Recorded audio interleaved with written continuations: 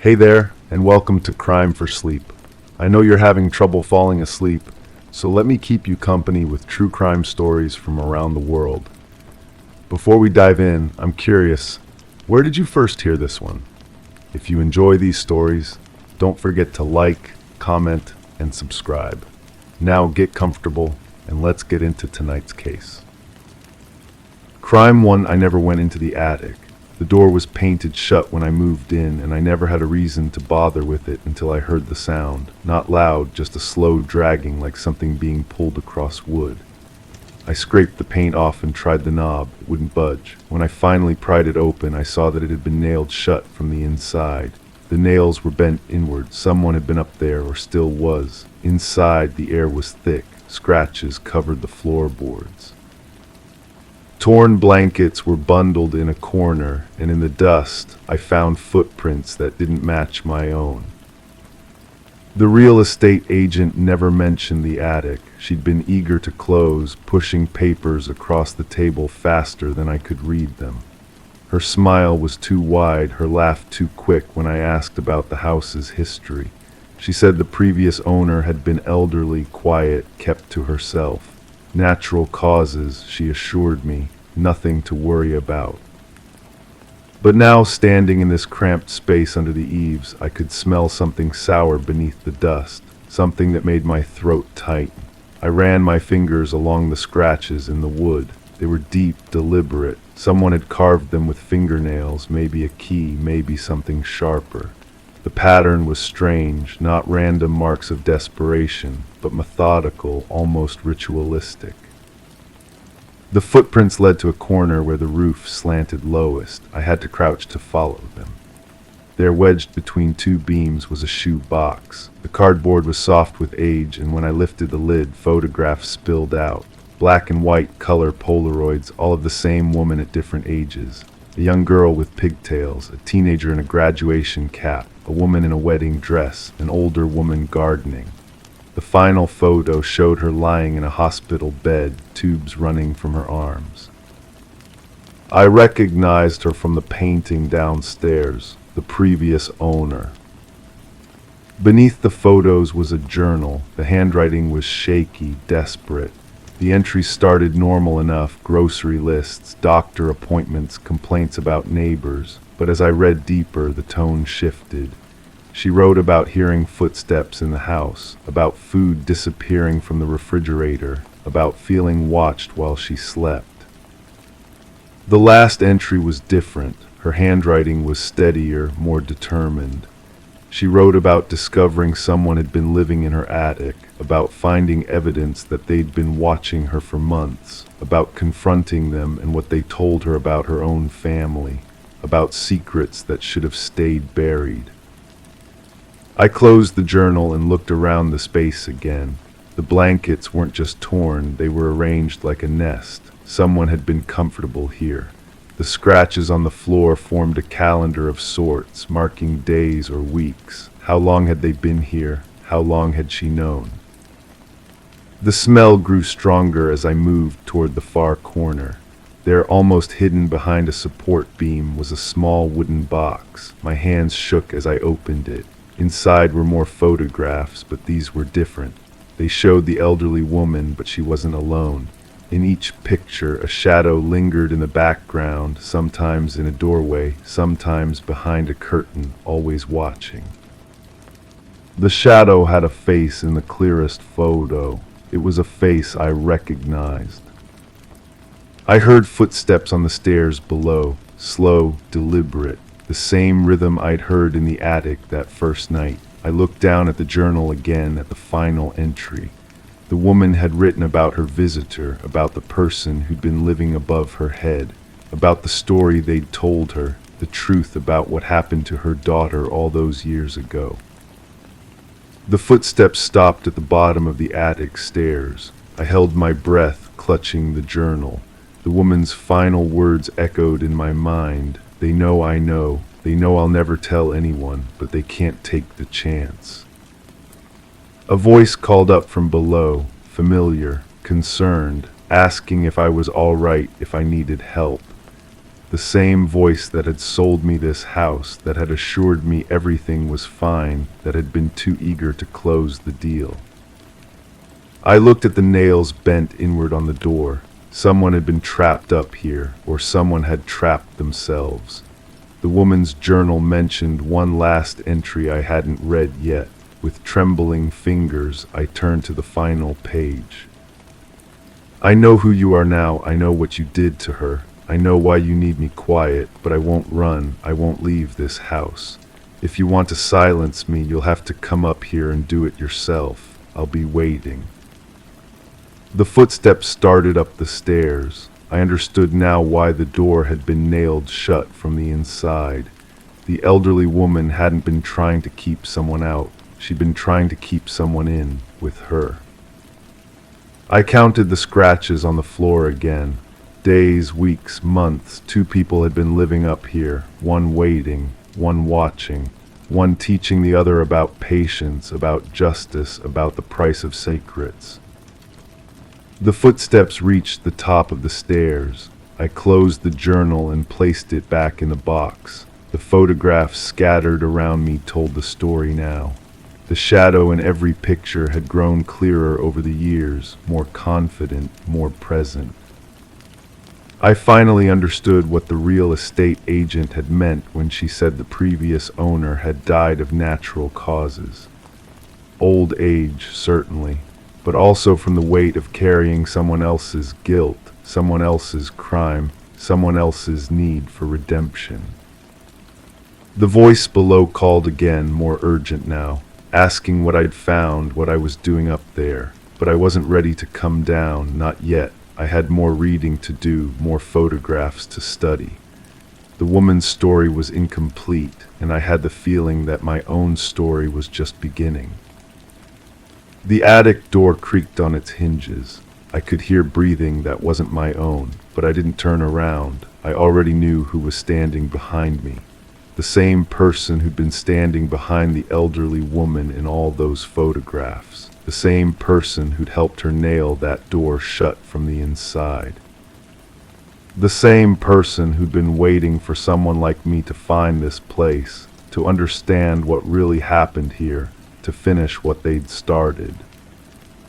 I opened the journal again and began to read from the beginning. This time I noticed details I'd missed before. The woman hadn't been writing about an intruder. She'd been writing about a partner. Someone who shared her burden, her guilt, her need for justice. Someone who was still here, still waiting, still watching.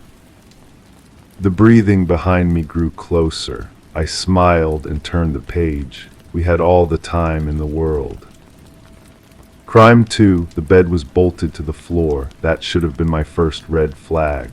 After weeks of strange noises and shifting furniture, I dismantled the frame and found a square outline carved into the wood beneath. A hidden trapdoor. I lifted it and stared down into a dark chamber with stairs descending into the concrete. I followed them, flashlight shaking in my hand. Below was a room filled with chains, a stained cot, and dozens of Polaroids taped to the wall, none of them recent. I recognized one of the faces from a missing person flyer I'd seen at the corner store. The smell hit me first, musty concrete mixed with something metallic that made my stomach turn. I stood there in that basement, my flashlight beam dancing across those photographs, and felt my world tilt sideways. The face in the corner photo belonged to the woman from the missing person flyer. The one I'd walked past every morning for months, her smile frozen in time on that yellowed paper. I backed away from the wall, my hands trembling so violently I could barely hold the flashlight steady. The beam swept across the room, illuminating details I wished I couldn't see. Scratches in the concrete walls, dark stains on the floor that looked too deliberate to be accidental. A bucket in the corner that I didn't want to examine too closely. My landlord had seemed so normal, friendly even. He'd helped me move in, carrying boxes with a genuine smile. He'd fixed my leaky faucet within hours of my complaint. He'd invited me to barbecues with his family, where his wife served homemade pie and his children played in the backyard. How could someone who grilled hamburgers and talked about his daughter's soccer games have built this place? I climbed back up those stairs, my legs weak beneath me. The trapdoor closed with a soft thud, and I stared at the wooden floor, trying to process what I'd just discovered. The bed frame lay in pieces around me, its innocuous appearance now feeling like a carefully constructed lie. How many tenants had lived here before me? How many had slept above this hidden chamber without knowing what lay beneath their feet? I called the police, my voice barely above a whisper as I explained what I'd found. They arrived with their measured professionalism, their cameras and evidence bags. They descended into that basement and emerged with grim expressions. The detective in charge, a woman with tired eyes, sat across from me in my living room and asked questions I couldn't fully answer. Had I noticed anything unusual about my landlord's behavior? Had he visited the property frequently? Had I ever seen him with anyone who might match the descriptions of the missing persons? I found myself reaching for memories that suddenly felt contaminated. The way he'd insisted on keeping a spare key, claiming it was for emergencies. The times I'd heard footsteps in the hallway during the middle of the night, assuming it was just the building settling. The morning I'd found muddy footprints in my kitchen, which he'd explained away as his own from fixing a pipe issue I'd never reported. The investigation unfolded slowly. More photographs were found, more missing persons reports were connected. The local news picked up the story, and suddenly my quiet street was filled with reporters and curious neighbors. My landlord was arrested, but his lawyer maintained his innocence. The evidence was circumstantial, they argued. The photographs could have been planted. The room might have been built by a previous owner. I sat in the courtroom during the preliminary hearings, watching this man I'd trusted explain away each piece of evidence. His wife sat behind him, her face a mask of disbelief and shame. His children weren't present, but I imagined them at home, trying to understand why their father was accused of such terrible things. The trial revealed disturbing patterns. Rental properties scattered across different neighborhoods, each with suspicious modifications. Tenants who'd reported strange noises or unexplained occurrences, their concerns dismissed as imagination. A paper trail of missing persons reports that seemed to cluster around his properties, though never quite definitively linking him to any disappearances. His defense was methodical and convincing. They presented character witnesses who spoke of his community involvement, his charitable donations, his dedication to his family. They suggested that someone else had used his properties for these purposes, that he was merely an unwitting accomplice to crimes he never committed. The photographs remained the strongest evidence, but even they raised questions. Some showed faces that didn't match any missing persons reports. Others were too degraded to identify definitively. The basement room itself could have been constructed by any previous owner, the defense argued. The timing of the discoveries was suspicious, they claimed, suggesting a deliberate setup. I testified about finding the trapdoor, about the condition of the basement, about my landlord's behavior. But under cross-examination, I found myself questioning my own memories. Had he really been as helpful as I remembered, or was I retrofitting suspicious behavior onto innocent interactions? Had those nighttime footsteps actually occurred, or had I imagined them in hindsight? The jury deliberated for weeks. They returned with a verdict of not guilty on the major charges, citing insufficient evidence to prove beyond reasonable doubt that he had personally committed the crimes. He was convicted only on minor charges related to building code violations and improper modifications to rental properties. I moved out immediately after the trial ended. I couldn't sleep in that apartment anymore, couldn't stop thinking about what might have happened in the room beneath my bed, but the questions followed me. The case remained technically open, the missing persons still missing. My former landlord returned to his life, though his reputation was forever tainted by the accusations. Sometimes I wonder if justice was truly served, or if a guilty man walked free because the evidence couldn't definitively prove his involvement. Other times I wonder if an innocent man was destroyed by coincidence and circumstance. The photographs haunt me still, those faces staring out from that basement wall, their stories lost to speculation and legal technicalities. I've learned that truth isn't always as clear as we want it to be. Sometimes the most disturbing crimes are the ones that remain forever wrapped in doubt, where the line between victim and perpetrator becomes blurred by the limitations of evidence and the complexity of human nature. The trapdoor may have been sealed, but the questions it raised continue to echo through my thoughts, a reminder that some mysteries are never fully solved.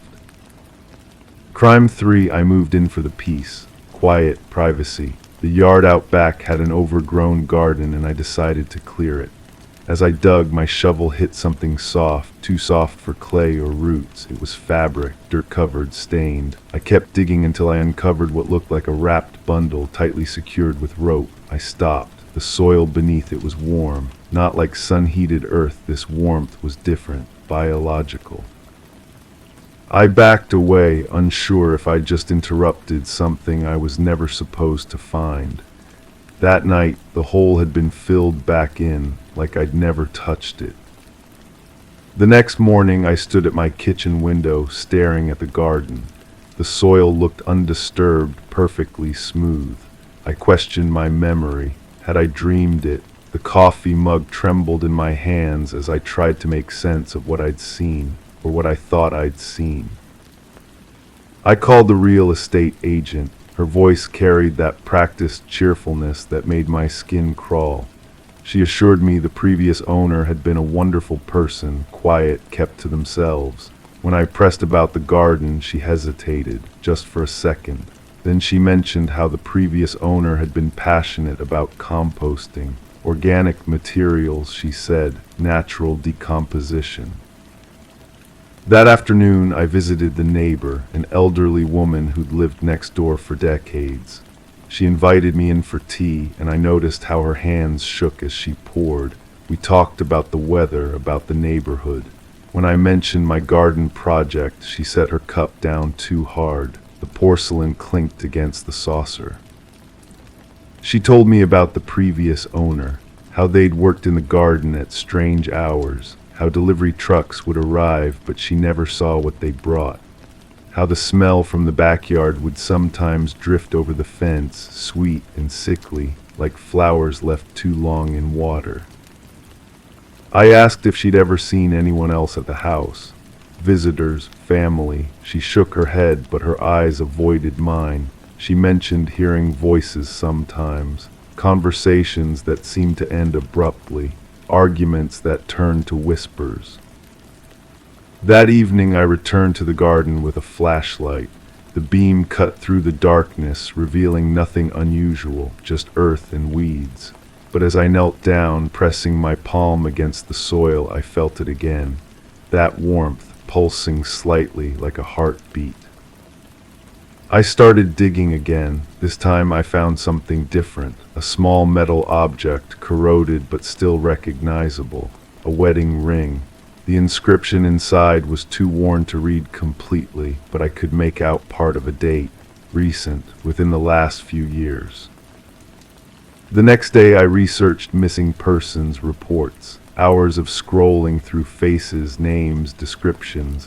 One caught my attention. A person who'd vanished not far from here. The timeline matched, the description of jewelry matched, but the more I read, the more questions arose. I called the detective who'd handled the case. His voice was tired, worn down by years of dead ends. He told me about the investigation, how they'd followed every lead, checked every possible location, how the case had gone cold despite their best efforts. When I mentioned the ring, he went quiet. Then he asked me to meet him at the station. I brought the ring in a small plastic bag, handling it like it might burn me. He examined it under a magnifying glass, his expression unreadable. He told me they'd searched that property before, twice, found nothing. The previous owner had been cooperative, even helpful, had volunteered to let them dig up the entire yard if necessary. They declined, finding no probable cause. But now, holding the ring, the detective's certainty seemed to waver. He made some calls, pulled some files. The previous owner had moved away shortly after the search. No forwarding address, no trace. I went home that night feeling like I was carrying someone else's secret. The garden looked innocent in the fading light, but I knew better. I knew what lay beneath. Over the following days, I continued my careful excavation. Each shovelful revealed new fragments, a piece of fabric that might have been clothing, a button, a tooth, items that told a story I wasn't sure I wanted to understand. The detective visited my house. We stood in the garden together, looking at the small collection of evidence I'd gathered. He didn't say much, but I could see the conflict in his eyes, the weight of a case that had haunted him. He told me about the previous owner's background, clean record, steady employment, no red flags, the kind of person who blended into any neighborhood, who neighbors described as quiet and helpful. But there had been small things, inconsistencies in their statements, gaps in their timeline, nothing concrete enough to build a case on, but enough to leave doubt. We stood there as the sun set, both of us understanding that we were looking at something that would change everything and nothing. The evidence was circumstantial. The previous owner was gone. The victim, if there was one, was still just a missing person. The detective left, promising to file a report, to reopen the investigation, but I could see in his eyes that he knew how these things went. Cold cases stayed cold for a reason. That night I sat on my back porch looking at the garden. The soil was still warm in places, still held its secrets. I thought about the previous owner, wherever they were now, whether they slept peacefully or lay awake, wondering if someone would eventually find what they'd buried. I thought about the missing person, about their family still waiting for answers, about how close those answers had been, hidden just beneath the surface of an ordinary suburban garden. The investigation that followed was thorough but inconclusive. DNA testing, soil analysis, extended searches. Everything pointed to the same conclusion.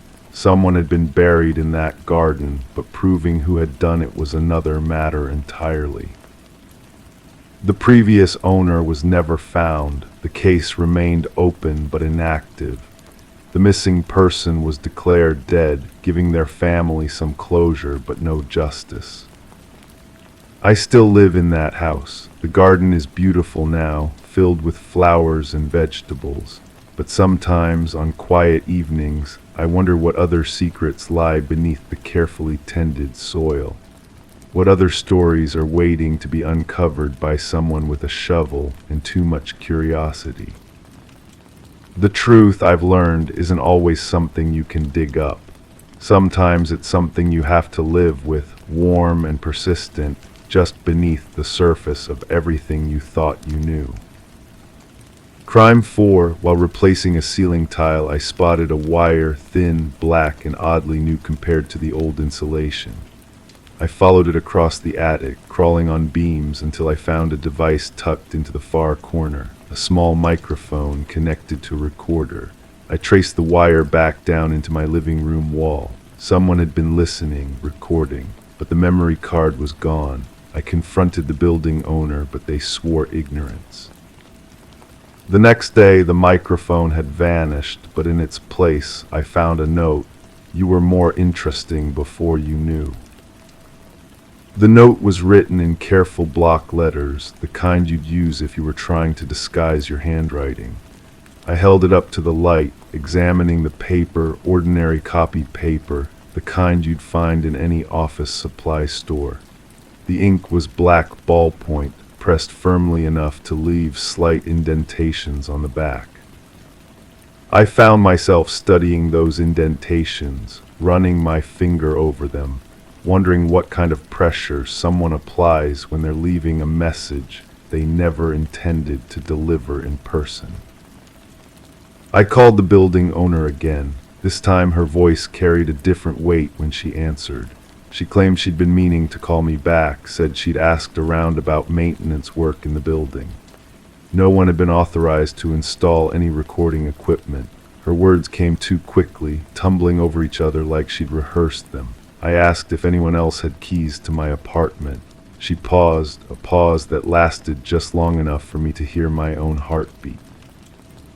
Then she mentioned the previous tenant, said he'd been slow to return his keys when he moved out, said she'd meant to change the locks but hadn't gotten around to it yet. The previous tenant, I'd never thought to ask about him when I signed the lease. The apartment had been empty for months, she'd told me, and I'd been grateful for the reduced rent. Now I wondered what months of emptiness really meant. I started paying attention to sounds I'd dismissed before, the settling of old pipes, the hum of the refrigerator, the way the floorboards creaked in the apartment above mine. But some sounds didn't fit. There was a rhythm to certain noises, a pattern that seemed almost intentional. I began keeping a journal of these sounds, writing down what I heard and when. The scratching in the walls came most often during the evening hours, when cooking smells drifted through the building and televisions murmured behind thin walls. The footsteps in the hallway sometimes stopped outside my door, paused there for long enough that I could count my own breaths, then continued on. I found myself holding my breath during these moments, waiting for the sound of footsteps to resume. The building owner finally gave me the previous tenant's forwarding address. She handed it to me on a torn piece of paper, and I noticed her hands were shaking slightly. The address led me to a small apartment complex across town, one of those places where the parking lot always seems to have broken glass scattered across the asphalt. I knocked on the door listed on the paper, and a woman answered, middle-aged, wearing a housecoat despite the afternoon hour. She told me her son had lived in my apartment for 2 years, had been studying audio engineering at the local community college, she said, always tinkering with recording equipment. She invited me in, and I noticed how she kept glancing toward a closed bedroom door while we talked. The living room smelled like stale cigarettes and something else, a chemical smell I couldn't identify. She offered me coffee, but her hands shook when she reached for the cups. I asked about the recording equipment, tried to keep my voice casual. She said her son had always been interested in sound, had talked about ambient recordings, about capturing the natural rhythms of daily life. She said it like she was reciting something she'd memorized. When I pressed for more details, she became vague, mentioned that he'd had trouble sleeping, that he'd found certain sounds soothing. The bedroom door remained closed throughout our conversation, but I thought I heard something from behind it, a low humming like electronics running. I left with more questions than answers. That evening I went through my apartment room by room, looking for anything I might have missed. I examined every outlet, every fixture, every place where a wire might be hidden. In the bathroom I found a small hole in the wall behind the towel rack, perfectly round and about the size of a pencil. The hole had been filled with putty, but the putty was slightly different in color from the surrounding wall.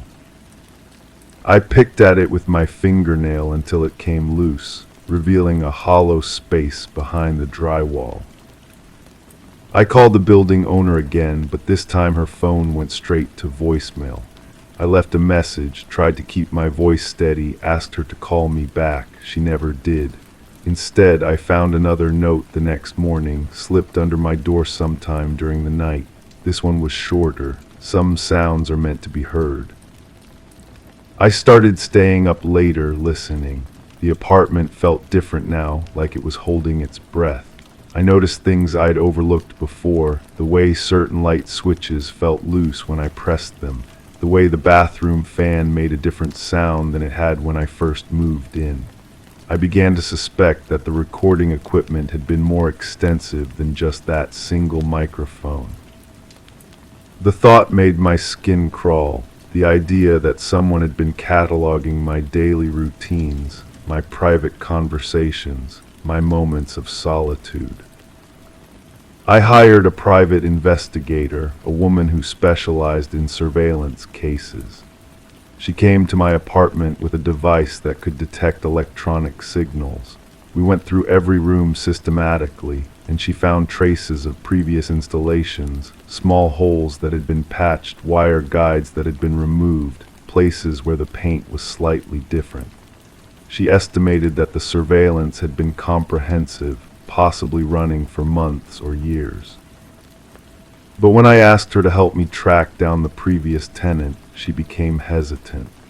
She said she'd run his name through her usual databases, and something about his record didn't add up. His background was too clean, too sparse, like someone had carefully curated what information was available. She suggested I might want to let the matter drop, said some investigations led to places people weren't prepared to go. I couldn't let it drop. I went back to visit the mother again, but this time no one answered the door. I tried several times over the following weeks at different hours, but the apartment always seemed empty. I asked neighbors if they'd seen the woman or her son, but they claimed not to know anything about them. One elderly man told me he'd seen moving trucks there recently, said the apartment might be vacant now. The building owner finally returned my calls, but her story had changed. She said she'd been mistaken about the previous tenant, said she'd mixed up her records. She claimed the apartment had been empty for over a year before I moved in, said there was no forwarding address because there had been no previous tenant. Her voice sounded tired, defeated, like she was reading from a script she didn't believe. I kept the notes I'd found, studied them until I could recite them from memory. I compared the handwriting to samples I collected from various sources, delivery receipts, maintenance requests, anything with writing I could access. Nothing matched exactly, but I began to notice similarities in the way certain letters were formed, the pressure applied to specific strokes. The sounds in my apartment gradually stopped. The scratching in the walls became less frequent, then disappeared entirely. The footsteps in the hallway no longer paused at my door. The building felt normal again, or what passes for normal in a place where you've discovered someone has been watching you, but normalcy felt wrong somehow, like a costume that didn't quite fit. I found myself missing the certainty of knowing I was being observed. There had been something almost comforting about the presence, even when it frightened me. Now I was left with questions that had no clear answers, with evidence that led nowhere, with a story that no one seemed willing to confirm or deny. Sometimes I still find myself listening for sounds that don't belong, examining shadows that seem too deep, wondering if the surveillance ever really ended or if it just became more sophisticated. The notes remain in my desk drawer, physical proof that something happened here, that someone was paying attention, but proof of what exactly I'm no longer sure. The building owner moved away last month. The new management company has no records of any previous tenant, no forwarding addresses, no maintenance reports that mention recording equipment. It's as if the entire incident has been erased from official memory, leaving only my own recollections and 2 pieces of paper with messages that could mean anything or nothing. I still live in the same apartment. I've changed the locks, checked for new surveillance equipment, and found nothing. But sometimes, late at night, I wonder if being interesting was really such a bad thing. I wonder what I lost when I discovered that wire running through the ceiling, what kind of attention I gave up when I chose to know the truth. The silence feels heavier now than the watching ever did. Crime 5, after a flood I had to rip out drywall in the basement. That's when I noticed it, a section of cinder block that didn't align with the rest of the foundation. I checked the house plans, there was no mention of it. I knocked, hollow. A few swings with a sledgehammer and a hole cracked open. Inside was a hidden chamber filled with rusted metal tools, boxes labeled with initials, and a long wooden chair bolted to the ground. There were restraints on the arms, and in the corner a jar filled with teeth. Real ones. The smell hit me first, not decay, something else. Antiseptic mixed with rust and something sweet that made my stomach turn. I stood there for what felt like forever, flashlight beam trembling across the concrete floor. The chamber was small, maybe 8 by 10 feet, with a ceiling so low I had to duck. Someone had taken great care to hide this place. I should have called the police immediately. Instead, I found myself stepping inside, drawn by a curiosity that felt both natural and wrong. The wooden chair dominated the center of the room, its dark stains telling stories I didn't want to understand. The metal restraints were worn smooth where hands had pulled against them. How many hands, I wondered. The boxes were arranged methodically along one wall, each labeled with different initials in careful block letters. I opened the first one with shaking fingers. Inside were photographs, not the kind you'd expect in a horror movie, but ordinary portraits of people. Men, women, different ages.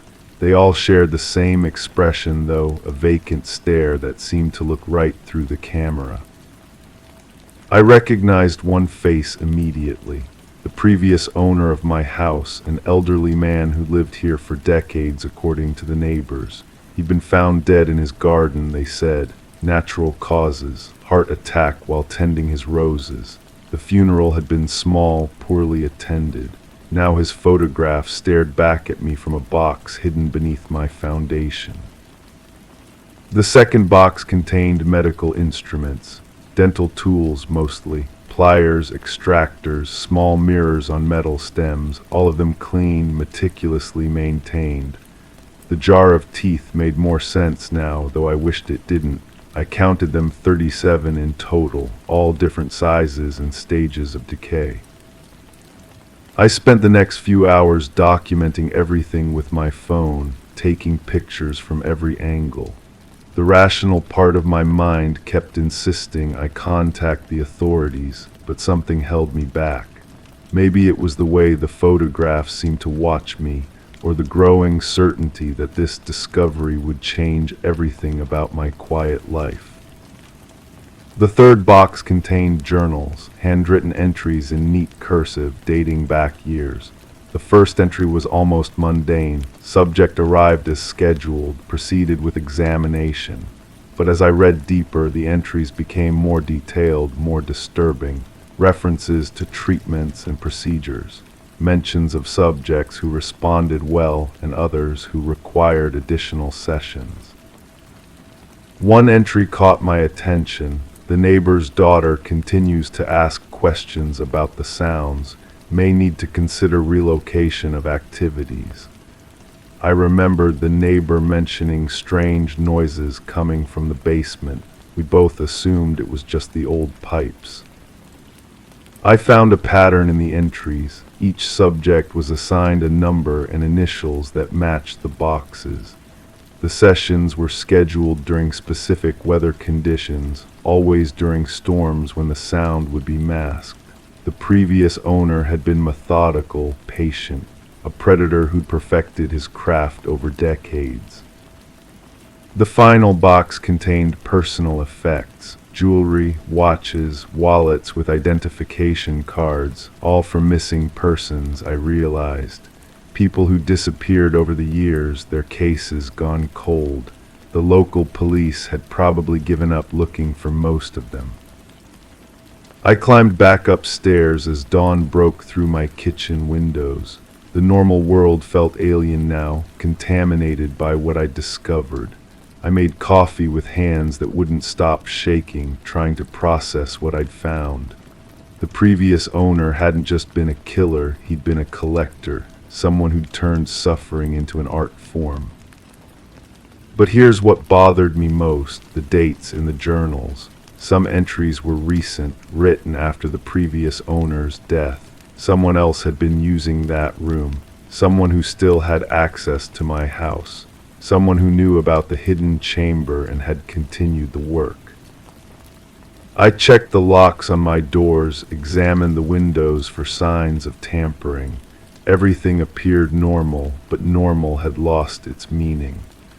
The thought that someone had been coming and going beneath my feet, using my basement for their twisted purposes, made my skin crawl.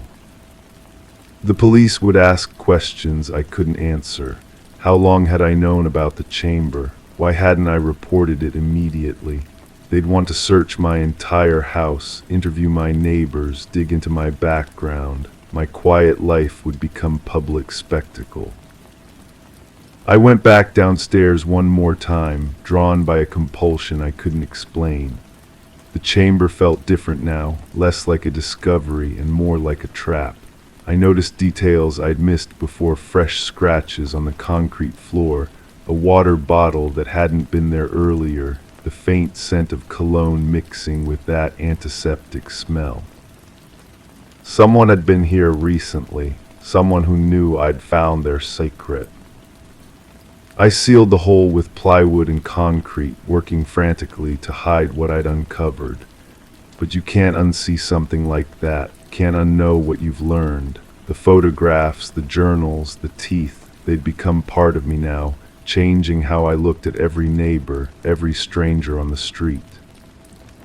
The previous owner had been dead for months, but his work continued.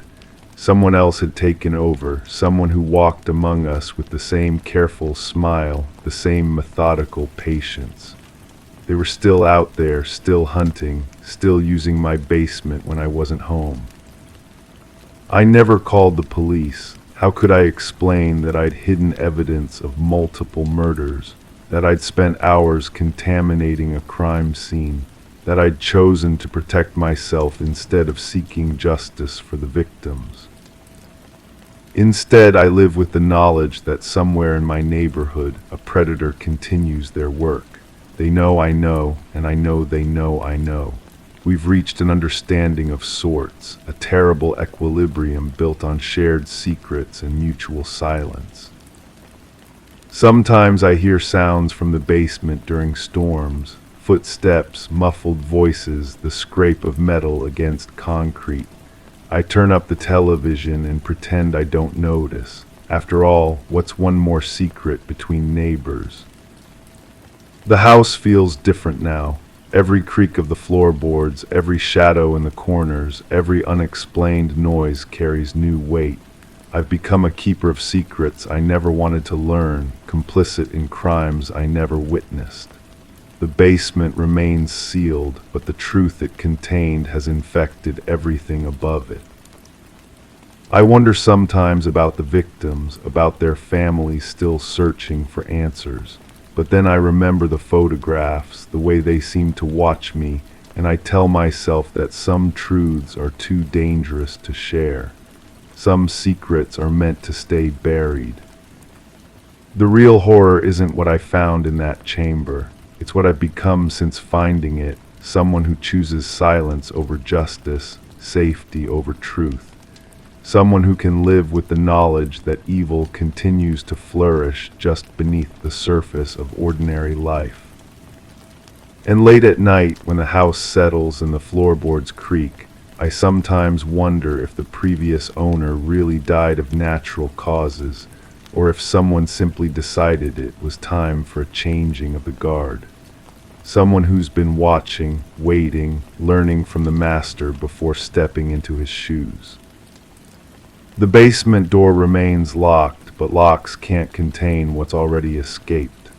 The truth has a way of seeping through concrete and wood, poisoning everything it touches. And I'm living proof that sometimes the most dangerous person in a story isn't the killer, it's the one who discovers the truth and chooses to do nothing about it. Crime 6, the crawl space wasn't listed in the rental description. I found it by accident under loose floorboards in the closet, small, cold, and packed with dust. But in the far corner, half buried, was a suitcase wrapped in plastic. Locked tight, I nearly left it there. Curiosity won. I cut it open and found newspaper clippings, dozens of them, all about unsolved crimes in the area. Next to them, a bag of jewelry, faded photos, and a thick envelope of cash. Tucked inside the lining was something worse, a journal with detailed entries that matched each crime, in first person. The first entry made my stomach drop. The handwriting was careful, almost artistic, each letter formed with precision, like someone who took pride in their work. The paper felt expensive between my fingers, heavier than regular notebook paper. The ink was blue, faded, but still legible. The date at the top corresponded exactly with the first newspaper clipping. I spread everything across my kitchen table. The jewelry caught the light, rings, necklaces, a watch with a cracked face. Each piece looked personal, the kind of thing someone would miss immediately. The photos were Polaroids, mostly of houses, different angles, different lighting conditions, some taken during the day, others at night with streetlights casting long shadows. On the back of each photo, an address written in that same careful handwriting. The journal entries were methodical. They described routines, schedules, habits. Someone had been watching, taking notes, learning patterns. The writer observed when lights went on and off, when cars left driveways, when mail was collected. They noted which windows were left open, which doors had weak locks, which neighborhoods had the fewest streetlights. I recognized one of the addresses. It was 3 blocks away from where I lived now. The house where an elderly woman had been found dead in her living room. The case had been closed as a burglary gone wrong, but the local paper had questioned whether anything was actually stolen. Reading the journal entry about her house made my hands shake. The writer had watched her for weeks, documenting her daily walks, her grocery shopping routine, even the way she always checked her locks twice before bed. The next entry was about a family who had been attacked while sleeping. Parents and 2 children, all found unconscious in their beds. The parents survived but claimed they couldn't remember anything. The children were too young to give coherent statements. The police had found no signs of forced entry, no missing valuables, just a family mysteriously rendered unconscious in their own home. The journal entry described the layout of their house in perfect detail, down to the squeaky floorboard in the hallway and the broken latch on the kitchen window. I called the police, waited on hold for what felt like hours. When I finally spoke to someone, they took my information and promised to send an officer. But something in their tone made me think they received calls like this often. People finding strange things in old houses, imagining connections that might not exist. While I waited, I continued reading. The entries became more detailed, more personal. The writer described not just what they observed, but how it made them feel. They wrote about the rush of being so close to other people's lives without being detected, about the power of knowing secrets that families thought they kept hidden, about watching people sleep, eat, argue, love, completely unaware they were being studied. One entry stopped me cold. It was about a house I knew well, my childhood home. The writer had observed my family years ago before we moved away. They knew about my father's late-night phone calls, my mother's hidden cigarettes, my brother's habit of leaving his bedroom window unlocked. They had been watching us, recording our lives, and we had never known. Officer who came was younger than I expected. She looked through the evidence with professional interest but didn't seem surprised. She told me they would test the items for fingerprints, cross-reference the addresses with open cases, analyze the handwriting. but she also mentioned that sometimes people kept collections of crime stories, that true crime enthusiasts often gathered newspaper clippings and speculated about cases. The jewelry could be costume pieces, the photos could be innocent documentation. After she left, I couldn't shake the feeling that I was missing something important. I went back to the journal, reading more carefully this time. The writer's tone changed subtly throughout the entries. In the beginning, they wrote like an observer, someone fascinated by human behavior. But gradually, the language became more involved, more personal. They began using phrases like, "when I approached the house," instead of "when someone approached the house." I found myself questioning everything. Was this really evidence of crimes, or was it the fantasy of someone who wished they were involved in something darker?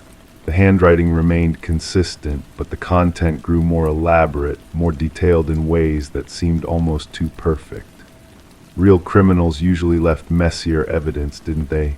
Real journals were full of contradictions, crossed-out words, emotional outbursts. The more I read, the more I began to wonder about the person who had rented this house before me. The landlord had mentioned they left suddenly, without giving proper notice.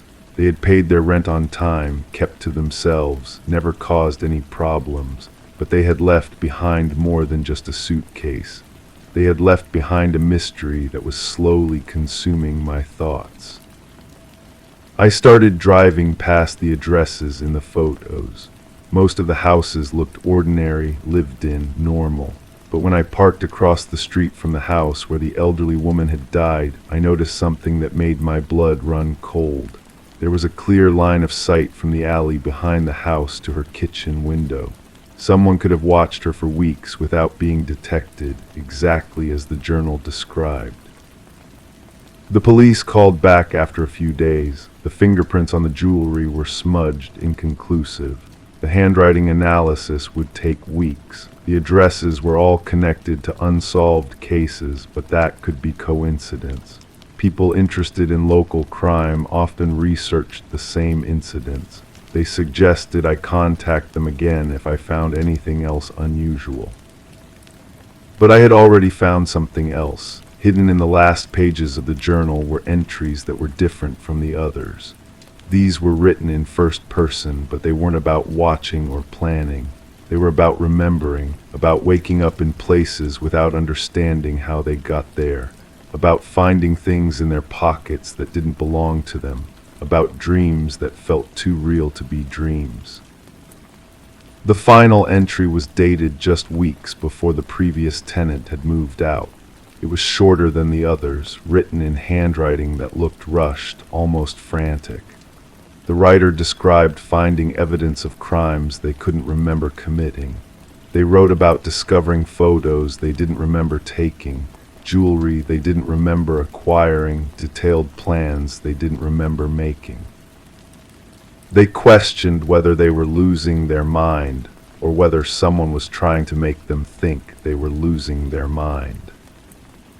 The entry ended with a single line that made me close the journal and put it away. I think I've been living someone else's life, and I don't know how to get back to my own. I never heard from the police again. The case files they opened were probably buried under newer investigations, more pressing crimes, but I kept the journal. I told myself it was because it might still be evidence someday, but the truth was more complicated than that. Reading those entries had become a compulsion, a way of trying to understand not just what had happened, but what it meant about the nature of guilt, memory, and the stories we tell ourselves about who we are. Sometimes, late at night, I find myself wondering whether the person who wrote those entries was a predator documenting their crimes, or a victim trying to make sense of experiences they couldn't fully remember. And sometimes, I wonder whether the difference between those two possibilities is as clear as I want it to be. Crime 7, I always felt watched in the bathroom. I chalked it up to paranoia. But during a renovation, the contractor called me and he'd found something strange behind the shower wall. A second door sealed shut. We broke it open. The passage led to a crawl tunnel, and at the end of it, a small chamber with a cracked mirror, an old mattress, and piles of empty food cans. Someone had been living inside the walls for years. There were photos pinned to the wood, all taken from angles inside my home. Every room, even the one I locked at night. The smell hit me first when we opened that door. Not decay or mold like you'd expect from a sealed space, but something else. Something lived in. A mix of unwashed fabric and that particular staleness that comes from breathing the same air over and over. The contractor stepped back, his face pale.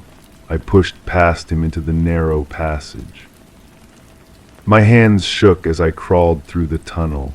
The wood was worn smooth in places, polished by repeated contact. Someone had been using this route regularly. At the chamber's entrance, I paused. The silence felt different here, heavier, like the walls themselves were holding secrets. The photographs were what broke me. Dozens of them, some yellow with age, others recent enough that I recognized the clothes I'd worn just days before. Pictures of me sleeping, eating, reading in what I thought was the privacy of my own home. But it was the angles that made my skin crawl. They were all taken from impossible places, from inside the walls, from behind mirrors, from spaces that shouldn't exist. I found a notebook next to the mattress. The handwriting was careful, methodical, entry after entry documenting my daily routines, what I ate for breakfast, when I left for work, when I returned. The entries went back 3 years. 3 years of someone watching, recording, learning my every move. The police came, of course. They dusted for fingerprints, collected evidence, asked their questions. But the detective assigned to my case had this look in his eyes, like he'd seen this before, like he knew something I didn't. When I pressed him, he mentioned other cases, similar discoveries, always the same pattern, always the same dead ends. The investigation stalled within weeks. No fingerprints in the system, no DNA matches. The photos could have been taken by anyone with patience and the right equipment. The notebook revealed obsession, but no identity. The food cans were common brands, available anywhere. Every lead dissolved like smoke. I moved out within the month, but the feeling followed me. That sensation of being watched, of eyes in the walls, of secrets lurking just beyond perception. I'd catch myself checking locks twice, scanning rooms for hidden cameras, listening for sounds that shouldn't be there. The new tenant of my old house contacted me after 6 months. She'd found more photographs hidden in different locations. The same careful documentation, the same impossible angles, but these pictures weren't of me. They were of her. The watching had never stopped. It had simply found a new subject. I started researching then, digging through old police reports, property records, anything that might explain what I'd discovered. The house had a history. Previous owners had reported similar feelings, strange noises, the sense of being observed, but no one had ever found the passages before.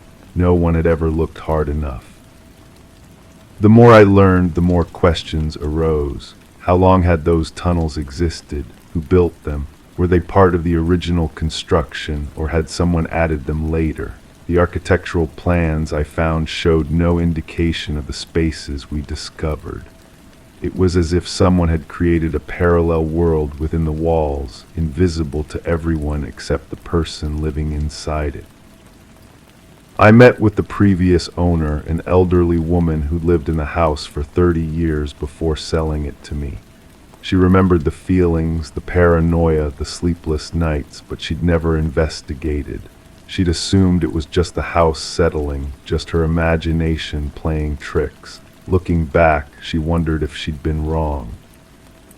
The case officially remains open, but I know it will never be solved. There are too many variables, too many possibilities. The person in the walls could be anyone, a drifter who found a way in, a previous owner who never really left, someone with keys and knowledge of the house's secrets. The photographs suggest someone who knew the building intimately, who understood its hidden spaces better than any blueprint could reveal. Sometimes I wonder if I'm missing something obvious, if the answer was always there, staring me in the face, waiting for me to connect the pieces. The careful handwriting in the notebook looked familiar, though I couldn't place it. The angles in the photographs suggested someone who knew exactly where to position the camera for the clearest view. The food cans were arranged with a precision that spoke of obsessive organization. But the most disturbing thought is this: what if the person in the walls wasn't a stranger at all? What if they were someone I knew, someone I trusted, someone who had legitimate access to my home? The possibility haunts me more than any anonymous stalker could, because if that's true, then the violation goes deeper than hidden cameras and secret passages. It goes to the heart of human nature itself. The detective called me last week. Another house, another discovery. Same pattern, same dead ends. The watching continues somewhere else with someone else in walls that hide secrets we'll never fully understand. The case remains unsolved, the watcher remains unknown, and I remain haunted by the knowledge that in any house, behind any wall, someone might be watching. Crime 8, I took out the trash like always, but something about the dumpster bothered me. It was bolted to the ground, not normal. When I peeked inside, I noticed a metal hatch beneath the trash bags. I waited until dark, climbed in, and pulled it open. Below was a narrow chute leading into a tunnel. I followed it into a room carved into the earth, lined with shelves, sealed plastic bags, and a photo board covered in red string. Every pinned image was someone from the neighborhood, including me. Under mine, a note, "Not yet." The room smelled like damp concrete and something else, something metallic that made my throat close up. I stood there, my phone's flashlight casting shadows across faces I recognized. The woman from the corner apartment who always wore headphones, the man who fed stray cats behind the building, the teenager who skateboarded past my window every morning. All of them staring back at me from glossy photographs, their eyes caught in moments they never knew were being captured. I pulled my photo from the board. The paper felt thick between my fingers, expensive, professional quality. The image showed me leaving for work, keys in hand, completely unaware. The timestamp in the corner had been scratched out with black ink, but I could still make out the date from 2 weeks ago. The handwriting underneath was careful, deliberate, block letters that seemed to have been practiced. The plastic bags on the shelves were labeled with numbers. I opened one. Inside were personal items: a hairbrush with strands still caught in the bristles, a coffee mug with lipstick stains, a pair of reading glasses with a crack in the left lens. I recognized the mug. The woman from the third floor always carried it to her car in the mornings. I hadn't seen her in days. My hands were shaking as I photographed everything with my phone.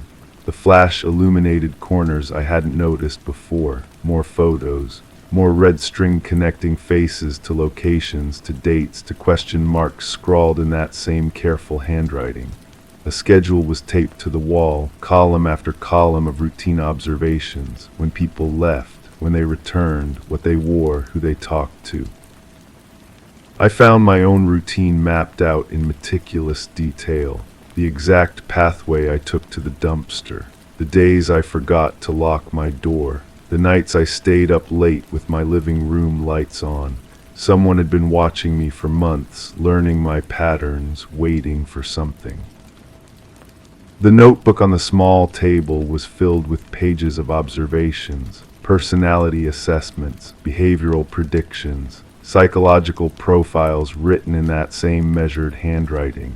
The woman from the corner apartment was described as isolated, predictable, suitable. The man who fed cats was trusting, accessible, ready.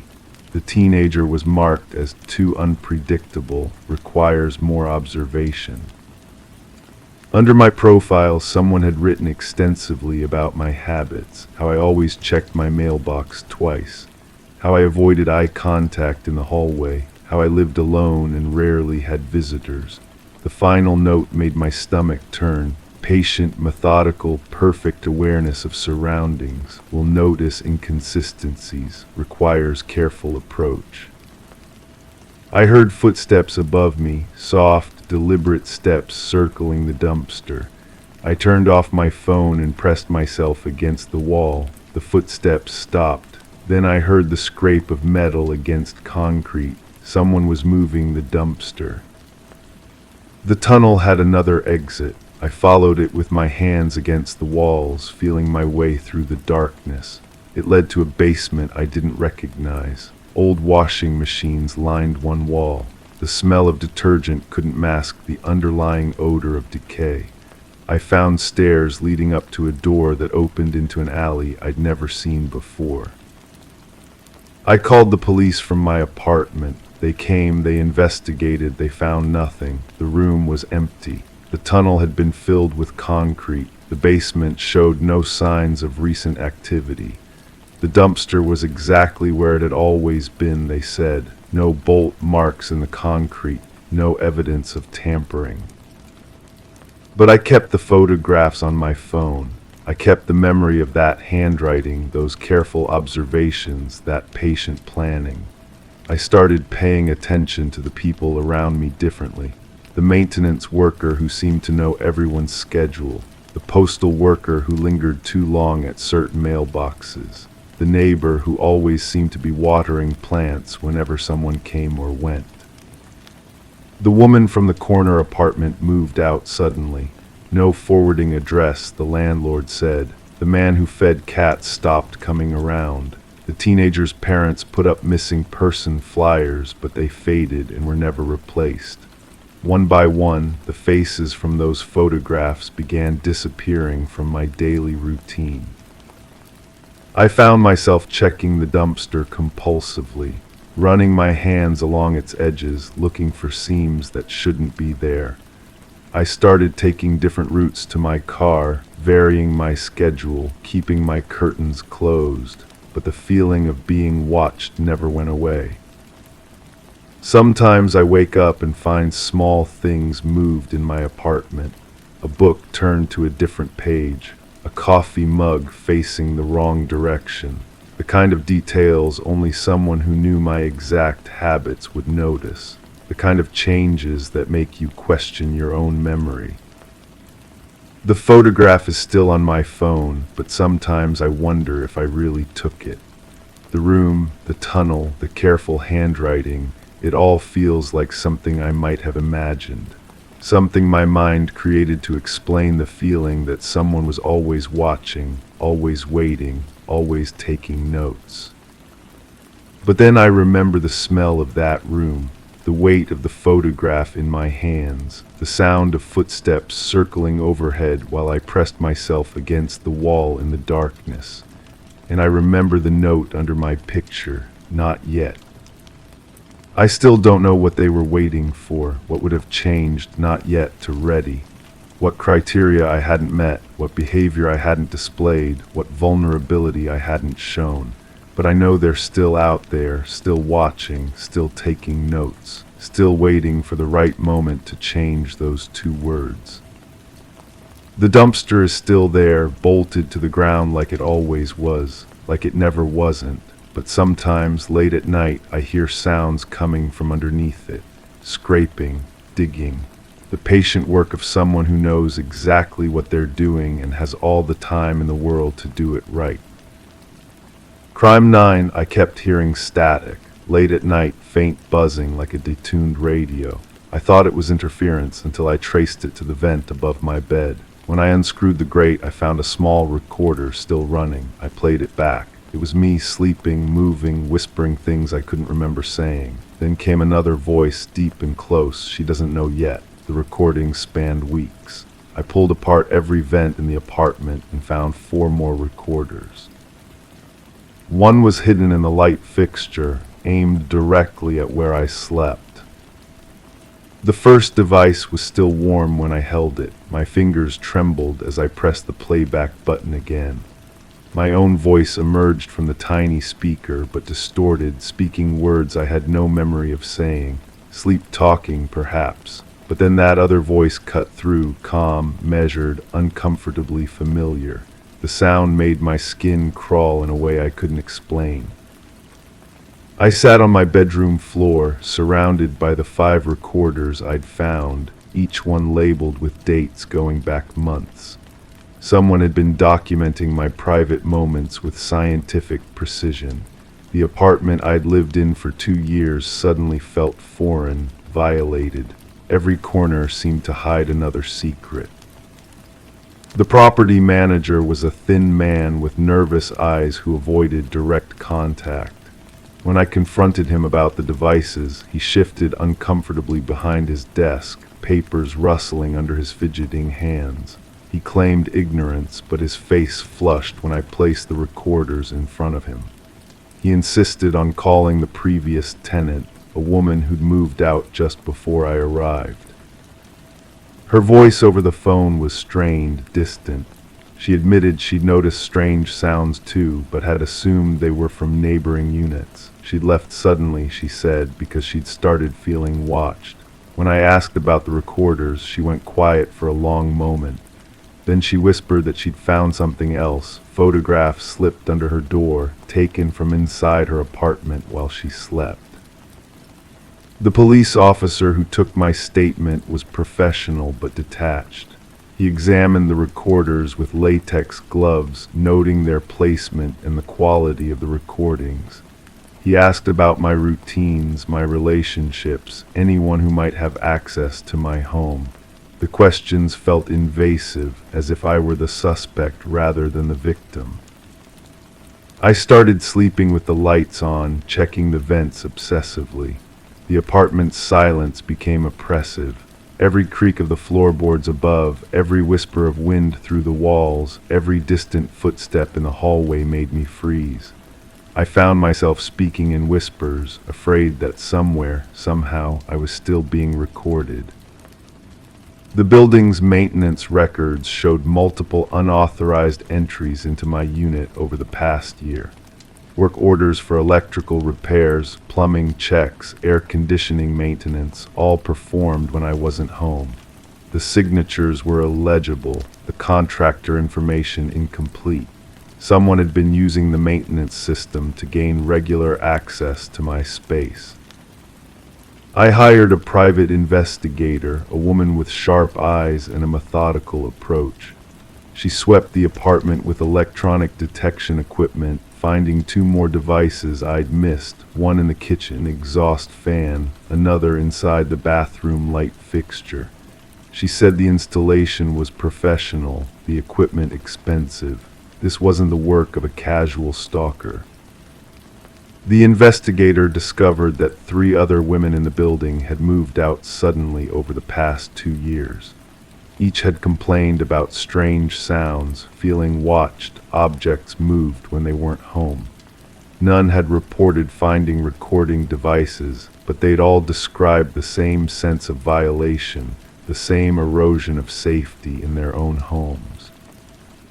We traced the equipment serial numbers to a supplier that specialized in surveillance gear for private investigators and security companies. The purchase records led to a dead end, false names, prepaid credit cards, untraceable transactions. Whoever was behind this had planned meticulously, covering their tracks with professional precision. The building's security cameras had been strategically disabled during the periods when the devices were installed. The footage showed nothing but empty hallways and normal maintenance activities. But in one brief clip, I caught a glimpse of someone in coveralls and a baseball cap, face obscured, carrying what looked like a toolbox toward the service elevator. I started recognizing that voice from the recordings. It belonged to someone I'd heard before, though I couldn't place where. The tone was conversational, as if the speaker was comfortable in my space, familiar with my habits. Sometimes the voice would comment on my daily routines, noting when I left for work, when I returned, what I ate for dinner. The investigator suggested I might know the perpetrator personally, someone with legitimate reasons to be in the building, someone who could move freely without arousing suspicion. The thought made my stomach turn. I began scrutinizing every interaction, every casual conversation in the elevator or lobby, searching for recognition in voices and mannerisms. My sleep patterns deteriorated. I'd wake in the middle of the night, convinced I'd heard footsteps in the hallway outside my door. I installed additional locks, but the feeling of being watched persisted. Even after removing all the recording devices, I couldn't shake the sensation that my privacy had been permanently compromised. The investigation stalled. The police had no leads, the building management claimed no knowledge, and the other victims had scattered to different buildings, different lives. I was left with boxes of evidence that led nowhere and a growing certainty that the person responsible was still out there, still watching, still waiting. I moved out 3 months later, but I couldn't escape the questions. Who had been listening to my most private moments? What had they learned about me during those months of surveillance? And why had they chosen me, chosen us, for their disturbing project? The new apartment feels safer, but I still check the vents. I still listen for static in the quiet hours before dawn, because somewhere in this city, someone has recordings of my voice, images of my most vulnerable moments, and intimate knowledge of the person I am when I think I'm alone. The case remains open, though I know it will never be solved. The truth is hidden in the space between what I remember and what those recordings captured, between the life I thought I was living and the performance I was unknowingly giving for an audience of one. Sometimes, late at night, I wonder if I'm still being watched, if somewhere in another building, another woman is about to discover that her private life has been anything but private. The thought keeps me awake, listening for sounds that shouldn't be there, waiting for static that might never come. Story 10. The aged box lay buried beneath layers of forgotten relics in the attic, a silent witness to the passage of time. Within its depths resided faded memories captured on Polaroids, frozen moments of joy and togetherness. The images were ordinary, unassuming, until her fingers brushed against the last photo. In that moment, the tranquility of the past shattered, replaced by a creeping unease that whispered of mysteries long kept hidden. The photograph depicted her own living room, familiar yet distorted by the presence of strangers. A family, their smiles frozen in time, sat blissfully unaware of the lurking figure in the shadows behind them. As she gazed upon the scene, a chill gripped Rebecca's heart, sending tremors through her being. The man in the hallway, barely visible in the dim light, seemed to watch her as she watched him. Descending the creaking wooden stairs, Rebecca carried the unsettling photo to the harsh light of the kitchen. There, under the unforgiving fluorescent glow, the uncanny resemblance between her home and the unknown family's surroundings became undeniable. The archway, the crown molding, the bay window all mirrored her own reality, yet belonged to another. Enter Detective Morgan, a figure of quiet authority clad in a weathered leather jacket that whispered of untold secrets. With eyes that missed nothing, he examined the photo with a meticulous gaze, his gloved hand tracing the edges of the Polaroid. A question lingered in the air, heavy with unspoken implications. Who were these people, and what shadows did they carry with them? As the investigation unfolded, layers of the house's history peeled back to reveal a pattern of disappearances stretching back through the years. Families had come and gone, leaving no trace of their existence save for the haunting echoes of their absence. The Sutherlands, the key to unlocking the mystery, had vanished into the ether, leaving behind a void that defied explanation. Forensic analysis painted a grim picture, revealing the staged nature of the photographs and the enigmatic presence of a shadowy figure. Tall, malevolent, and forever watching, the man in the hallway held the key to a truth that eluded even the most seasoned investigators. A journey through time and space led to the enigmatic figure of Samuel Whitfield, a spectral presence from the past whose dark legacy cast a long shadow over the house. His connection to the disappearances, his uncanny ability to evade justice, spoke of a malevolence that transcended the confines of mortal comprehension. Beneath the cold concrete of the basement, the truth lay waiting, preserved in the earth like a macabre tableau of forgotten souls. The missing families, trapped in a timeless embrace, bore witness to the horrors that lurked within the house's very foundations. Rebecca, a mere pawn in a game she did not understand, found herself cast adrift in a sea of uncertainty. The journal, the hidden crawl space, the whispers of a presence that defied logic all pointed to a truth too terrible to contemplate. As the investigation spiraled into the unknown, a sense of foreboding settled over the house, its windows darkened by the weight of untold secrets. Samuel Whitfield, if that was indeed his true name, remained a specter in the shadows, his legacy haunting those who dared to seek the truth. And so the tale of the man in the photograph continued to unfold, a dark symphony of deception and despair that echoed through the empty rooms of the house. New families, new homes, new watchers in the shadows, the cycle repeated, a never-ending loop of tragedy and loss. As night fell over the silent house, the Polaroids whispered their secrets to the darkness, their images capturing the essence of a mystery that defied explanation. And somewhere in the shadows that lingered just out of sight, a presence watched, waiting for the next chapter to begin. Story 11. The gentle current whispered its lullaby that morning, the water mirroring the tranquil sky above as the fisherman cast his line into the glassy stillness. His eyes, heavy with weariness, almost missed the peculiar sight of a suitcase bobbing near the shore. At first glance it seemed like a mere discard, perhaps a heap of old clothes abandoned by the careless tide. Yet as he ventured closer, a pungent odor assaulted his senses, thick, suffocating, an unmistakable presence. The case, encased in chains now tinged with rust from its time in the elements, held secrets that the murky depths concealed. When the authorities pried it open, they were met not with garments, but with a haunting sight, a tangle of hair, fingers curled in a frozen grip.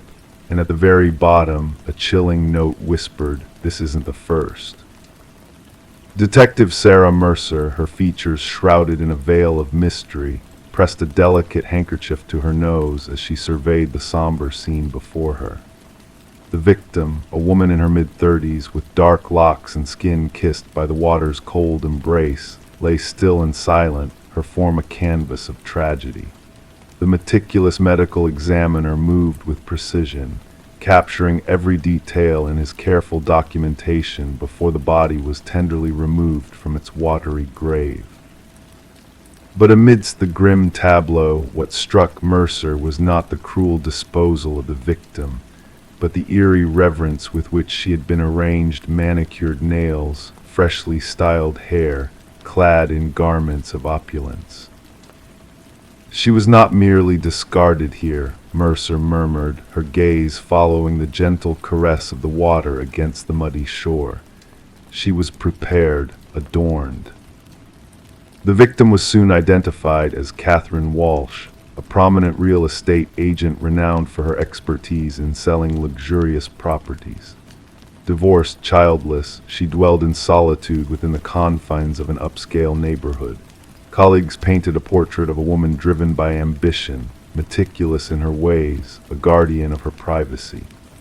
Her disappearance had set off alarms when she failed to attend a crucial showing with affluent clients, an appointment deemed paramount to her career's zenith.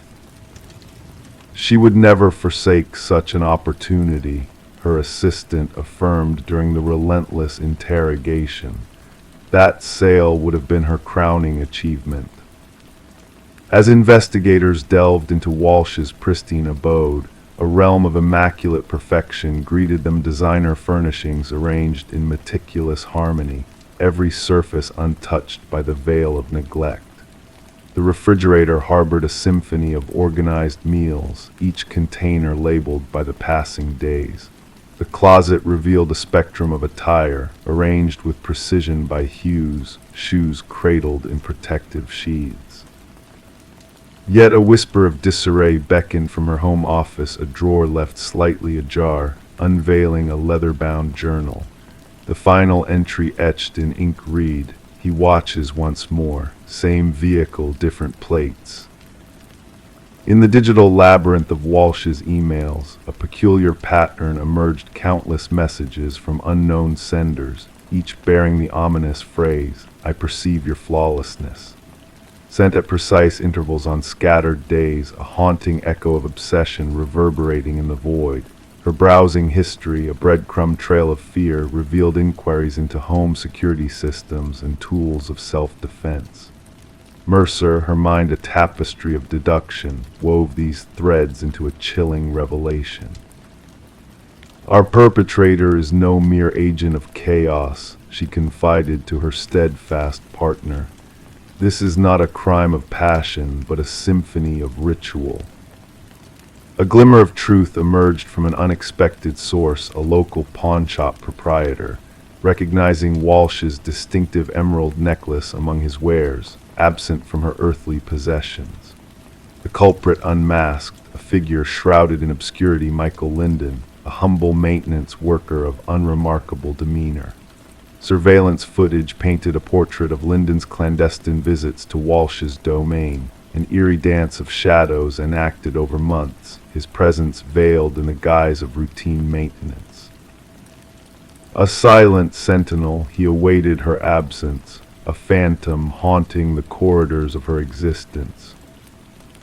Within the confines of Linden's modest dwelling, a chilling revelation awaited the eager eyes of Justice Walls, adorned with portraits of Walsh and others, their gazes vacant, their forms frozen in time. Each bore a striking resemblance to the other, captured in moments of vulnerability, unaware of the voyeur's gaze. Some were marked with crimson strokes of finality. Walsh stood as the third in this unholy trinity. Behind a veil of deception, concealed within a closet's recesses, lay a shrine of horrors, a macabre collection of relics belonging to each victim. A brush tainted with strands of hair, tissues stained with lipstick, tokens of lives extinguished. A meticulous notebook chronicled their essence, their daily routines, preferences, quirks, a twisted homage to lives cut short. The interrogation room, a realm of shadows and echoes, bore witness to Linden's arrival. His demeanor, an enigma veiled in silence and stoicism, betrayed no hint of the darkness lurking within. Confronted with the damning evidence, his voice, a monotone whisper, broke the silence. "They were flawed," he intoned, devoid of emotion. "They wore masks of perfection, but I saw through their facade. Catherine's desk bore the chaos of neglect. Her lipstick missed a mark upon her lips. Her perfection was a lie." The quest for closure led investigators to the shadows of the past, where two more suitcases emerged from the depths of oblivion, cradling souls akin to Walsh's women of elegance and grace, real estate agents peddling perfection to the world. As Linden faced the scales of justice, his figure a study in stillness, the families of the fallen stood in silent vigil, their hearts heavy with the weight of loss. For Detective Mercer, the final chapter of the tale had been penned, the ink of resolution drying upon the parchment of truth. Yet amidst the echoes of closure, questions lingered like ghosts in the night. What phantom drove Linden's obsession? What specter of imperfection haunted his soul? The river, a silent witness to the passage of time, continued its journey downstream, its waters cleansing all traces of the past. But in the hushed confines of the precinct, upon Mercer's desk, lay the chilling chronicles of Lyndon's victims, a stark reminder that within the facade of normalcy, shadows lurk, and sometimes the most perilous predators wear the mask of civility, their gaze fixed upon the slightest fracture in the veneer of perfection. And in the stillness of the night, as the world drifted into slumber, whispers of a chilling truth lingered in the air, a reminder that beneath the veneer of society's tapestry, darkness may dwell, waiting to be unveiled. Story 12. She never fancied venturing up there, but when the storm prompted a leak in the roof, she had no other recourse. The attic loomed with forgotten treasures, cloaked in a shroud of dust and cobwebs. Nestled in the deepest recesses sat an ancient dollhouse, intricately detailed, its miniature furniture arranged with meticulous care. Yet as she gazed into it, a knot twisted in her stomach. The tiny figures within were not mere dolls, they were delicate, hand-carved replicas of her family. Each figure meticulously placed, mirroring the exact positions of her kin downstairs, except for one glaring difference. The figure meant to portray her was standing by the attic entrance. Rebecca Morgan ran her finger along the dollhouse's roof, sensing the groove where the small wooden figure stood. A wave of unease swept through her, unrelated to the chilly draft whispering through the rafters. The dollhouse had no place in this setting. This wasn't her childhood abode, but a temporary dwelling the family had recently occupied. The unsettling discovery prompted Rebecca to urgently contact law enforcement. Officers arrived at the suburban abode to find a family in distress, gathered in the living room, adamant about not returning upstairs. Detective Sarah Harmon, the lead investigator, initially brushed off their fears as an elaborate hoax or the byproduct of a family acclimating to a new environment. It was the precision that struck me, Detective Harmon later recounted. Each tiny figurine captured a unique trait of the family members: the father's receding hairline, the son's favorite hoodie, even the mother's small birthmark. The case took a hairpin turn when forensic teams uncovered fingerprints on the dollhouse that didn't match any family member. Even more disconcerting were the microscopic cameras hidden in the eyes of the miniatures, all linked to a sophisticated surveillance system concealed beneath the dollhouse. Analysis of the Morgan family's movements revealed a disquieting revelation. The positions of the figures in the dollhouse didn't just mirror their evening whereabouts, but replicated precise stances from various days, hinting at a prolonged period of observation. We soon realized this was not a run-of-the-mill stalking case, elaborated Detective Harmon. The culprit exhibited a level of fixation rarely seen in criminal psychology literature. The investigation unveiled a covert entrance to the basement, concealed behind a false wall in the pantry. Inside, investigators stumbled upon a makeshift living quarters, indicating someone had been residing there prior to the Morgans' arrival. Food wrappers, water bottles, and a sleeping bag suggested the intruder had been dwelling beneath the family for weeks. What confounded investigators most was the absence of forced entry. Property records divulged that the house had sat vacant for nearly a year before the Morgans moved in. The previous owners, an elderly couple, had both passed away within a short span. Their son had managed the estate sale and subsequent rental. Interviews with neighbors yielded scant information, with only one elderly lady mentioning sporadic lights in the vacant house. I assumed it was the real estate folks showing the property, she recounted to investigators. Never crossed my mind that someone might be squatting there.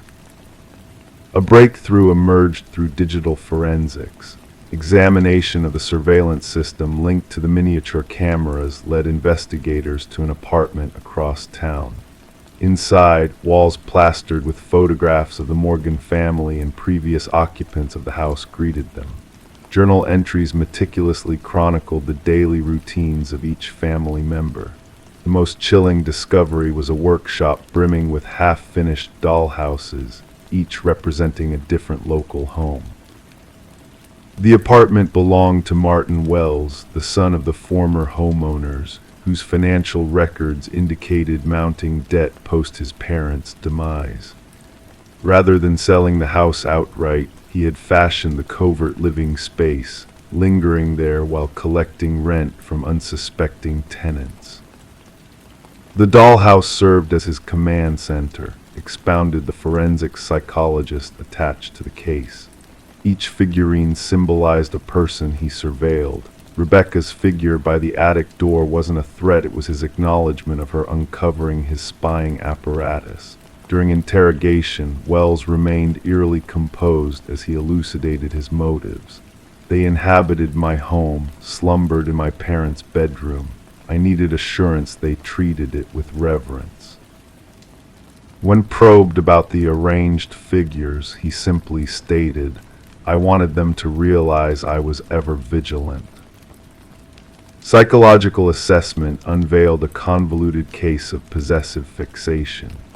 Wells struggled to come to terms with relinquishing his childhood home and devised an intricate scheme to retain dominion over it.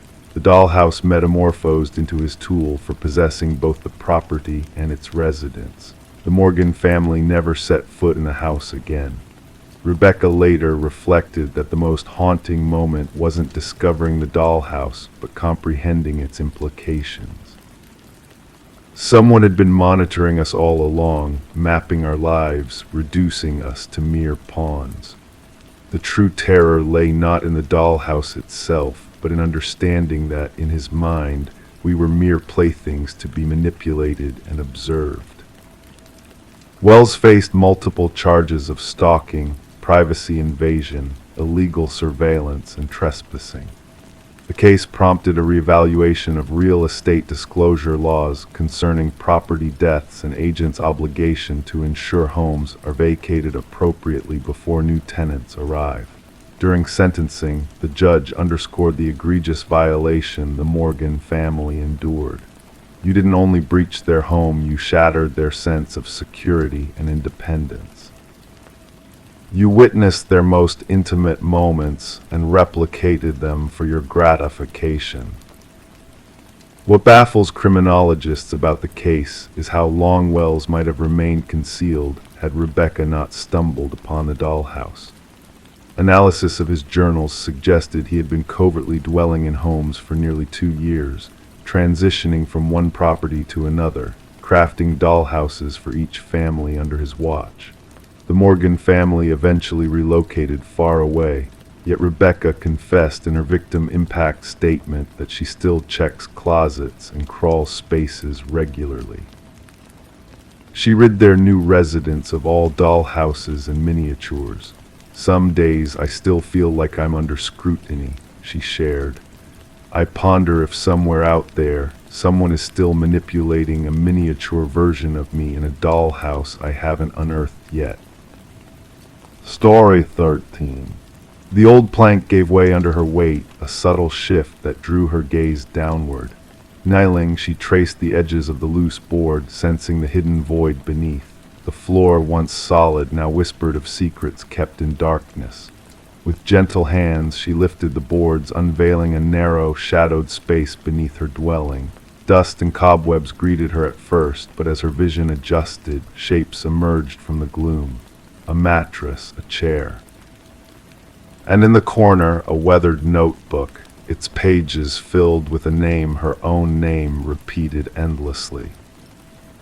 Detective Morgan Reed stood behind Sarah Coleman, watching as she peered into the abyss beneath her new home.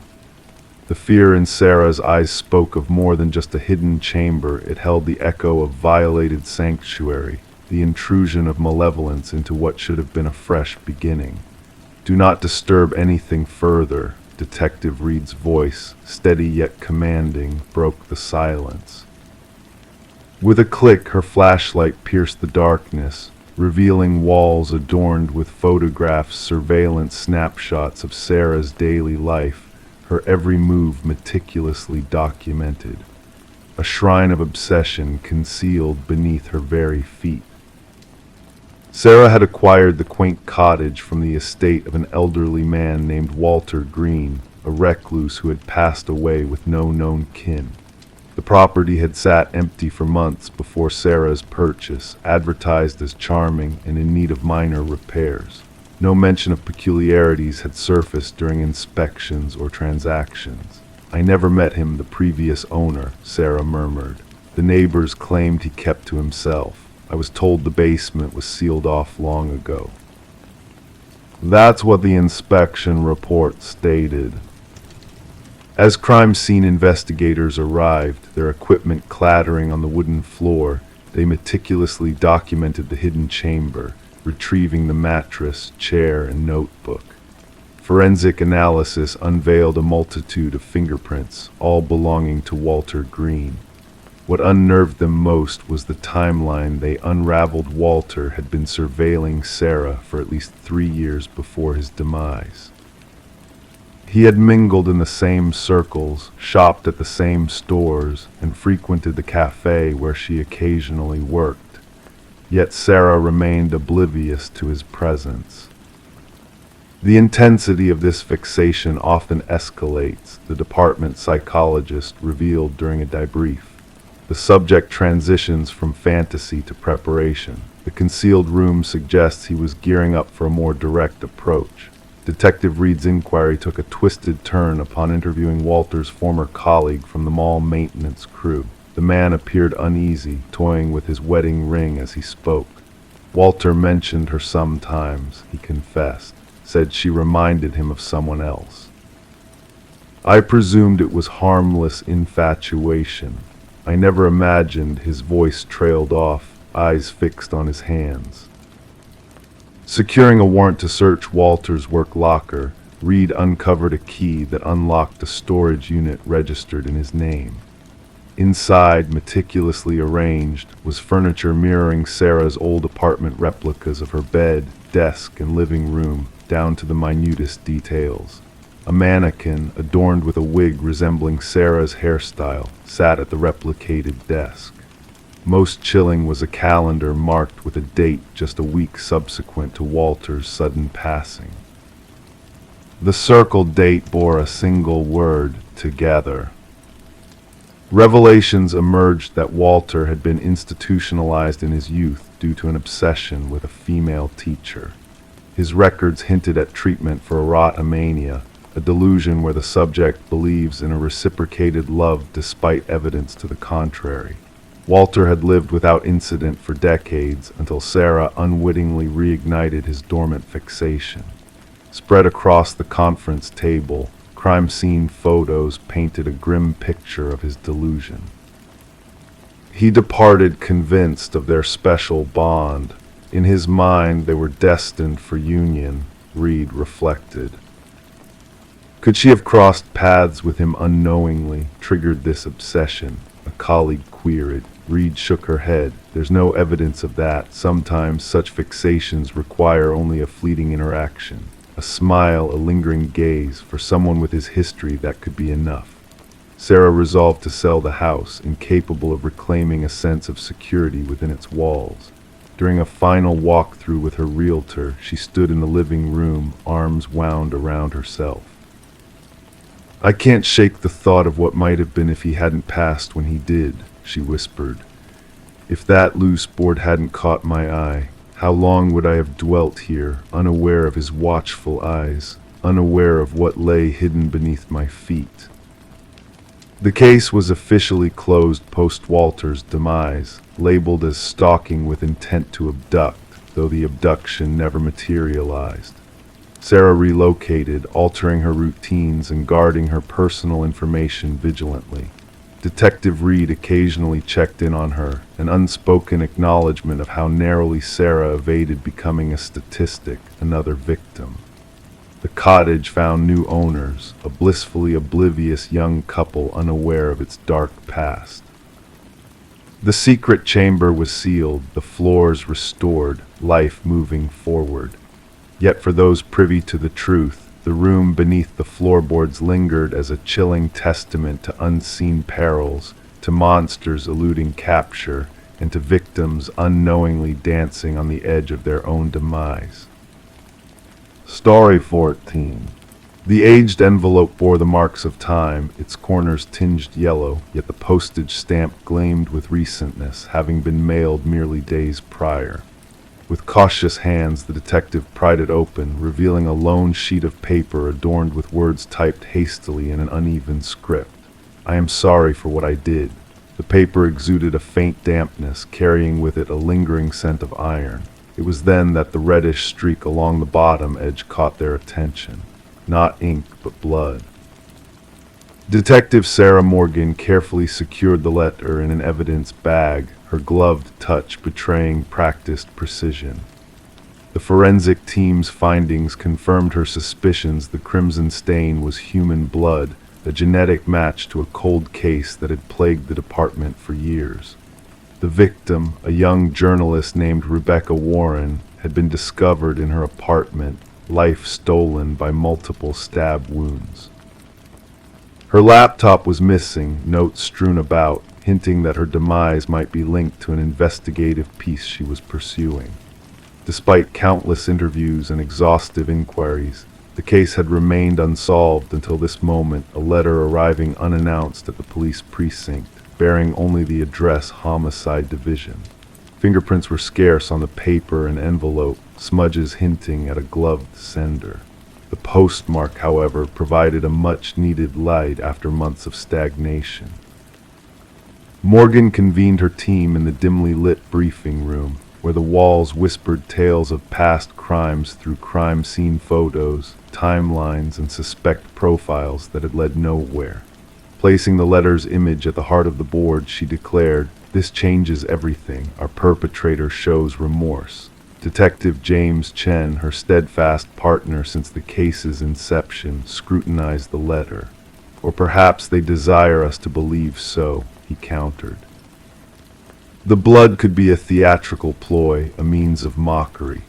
The forensics team traced the unique typewriter patterns to a model long out of production, a rarity but not unattainable. They embarked on a quest, reaching out to antique vendors and collectors across the region. As the investigation gained traction, they delved into Rebecca's world.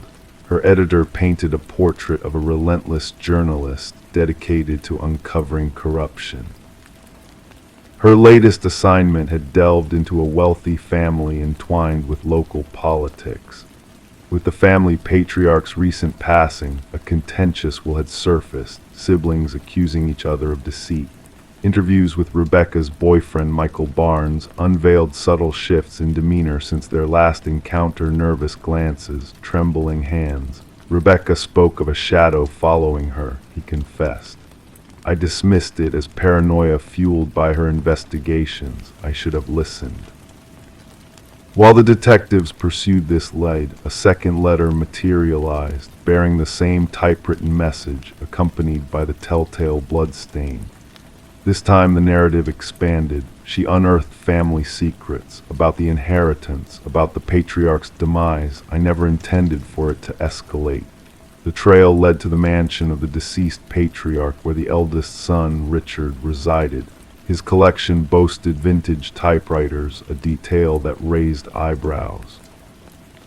Questioned about them, his responses appeared rehearsed, too polished. The breakthrough came with the discovery of microscopic fibers on the envelopes matching stationery exclusive to the family's youngest daughter, Eleanor.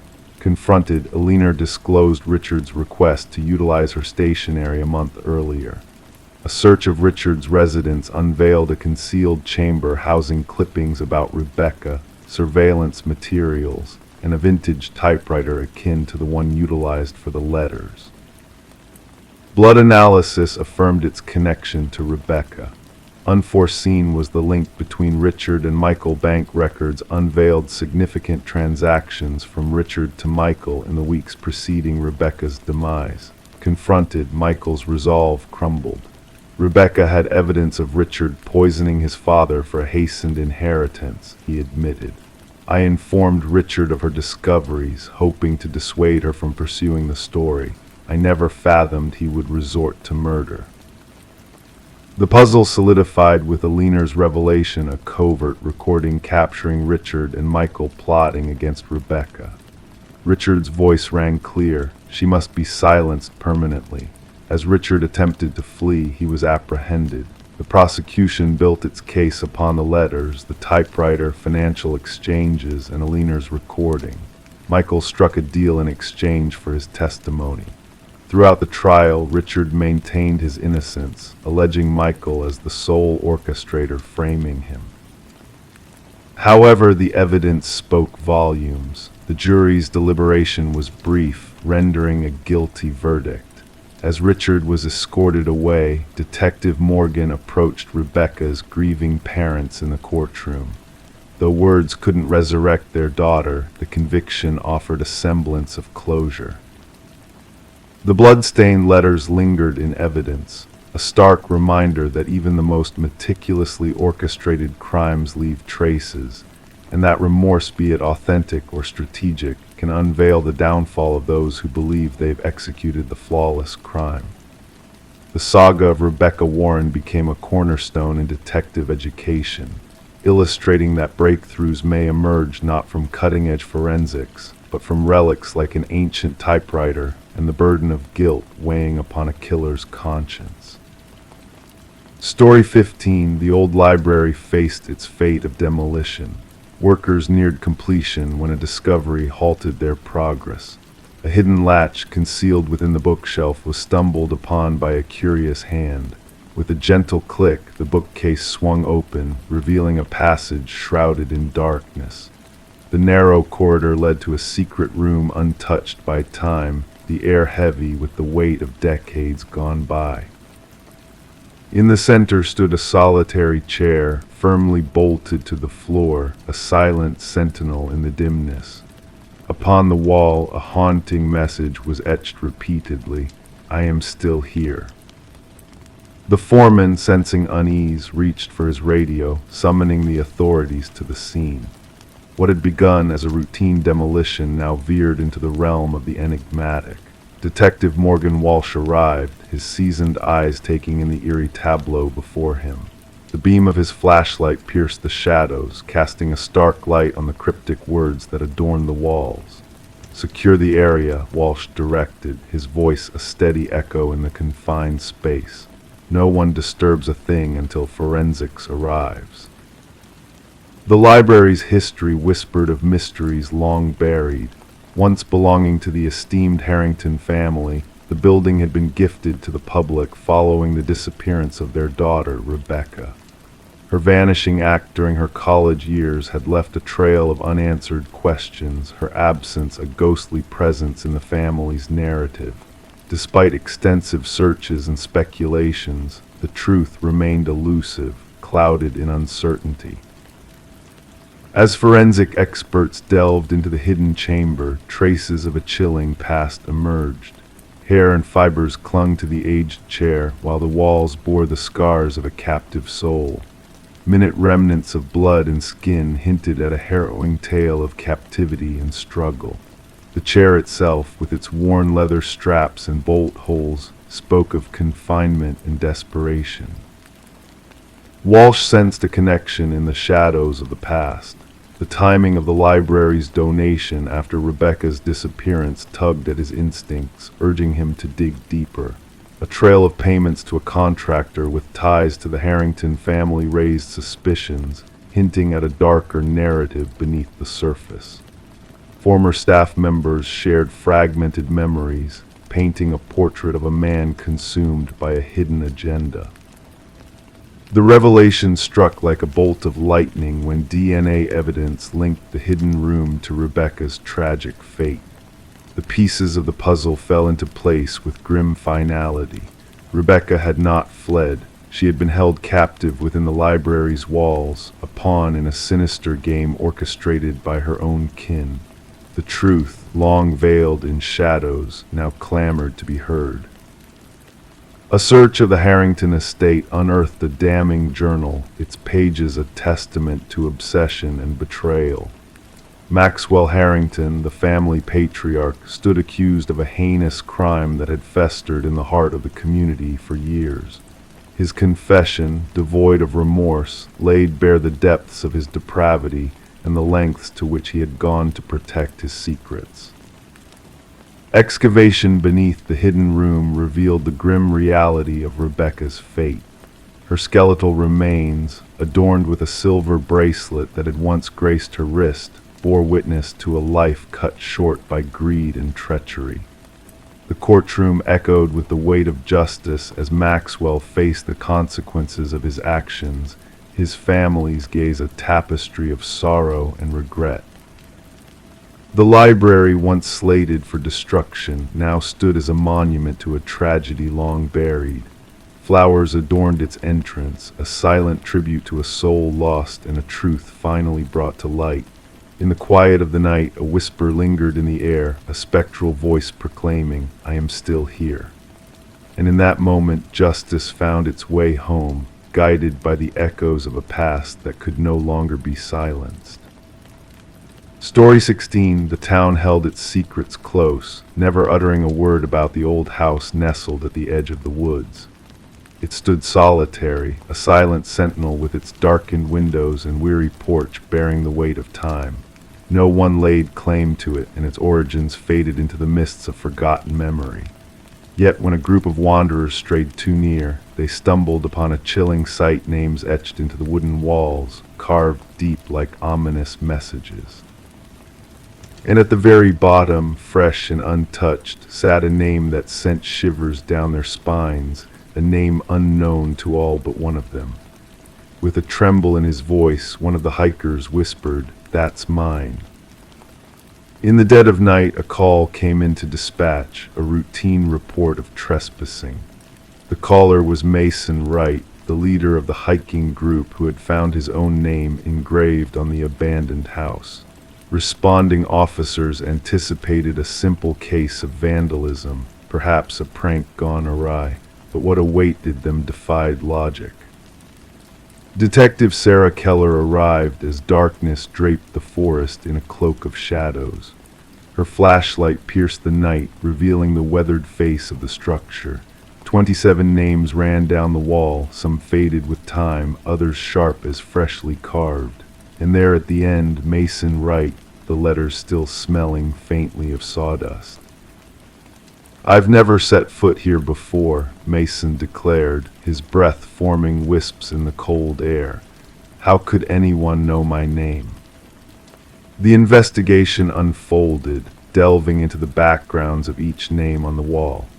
The findings sent chills through the detective team. Every name belonged to a person reported missing over the past 40 years, vanishing while hiking alone. Some cases had grown cold, while others remained open, all sharing a haunting common thread: the victims had disappeared without a trace amidst the trees. Forensic experts meticulously documented the carvings, analyzing the depths, techniques, and weathering of each name. The oldest inscription, Rebecca Hansen, tied back to a missing woman from 37 years prior, her fate sealed in the silence of the woods. As Detective Keller probed Mason's story, finding no ties between him and the other names, suspicion turned to his fellow hikers. A chilling discovery emerged from Emily Chen's photographs, a ghostly figure lurking in the background, unseen by the naked eye. A search of the house's interior uncovered a macabre tableau in the basement, personal effects of the missing hikers neatly arranged on shelves, each item bearing a name from the wall outside. Bloodstains revealed a grim history, attempts at erasure etched into the concrete floor. With mounting unease, Mason began to report strange happenings, a whisper in the wind, mysterious footprints leading to his door, and shadowy figures haunting his every step. The department assigned protection, but paranoia gripped him tighter. A breakthrough came with buried land records, linking the house to Victor Blackwood, a reclusive hunter who had vanished years before. Clues hidden in the forest pointed to a sinister past, a journal detailing his predatory pursuits of unsuspecting hikers. The manhunt for Blackwood spanned jurisdictions, but the elusive figure remained one step ahead, slipping through the grasp of justice. Mason's disappearance added another layer of mystery, his empty apartment a silent testament to the darkness lurking in the shadows. A chilling revelation surfaced in Blackwood's hidden workshop, a freshly carved name belonging to the missing forensic technician who had vanished without a trace. The hunt intensified, surveillance tightening around the house, waiting for the predator to emerge from the depths of the forest. One fateful night, sensors blared an alert, capturing the ghostly figure approaching the house. Tactical teams closed in, but in a blink, the figure vanished into the night, leaving behind a trail of unanswered questions.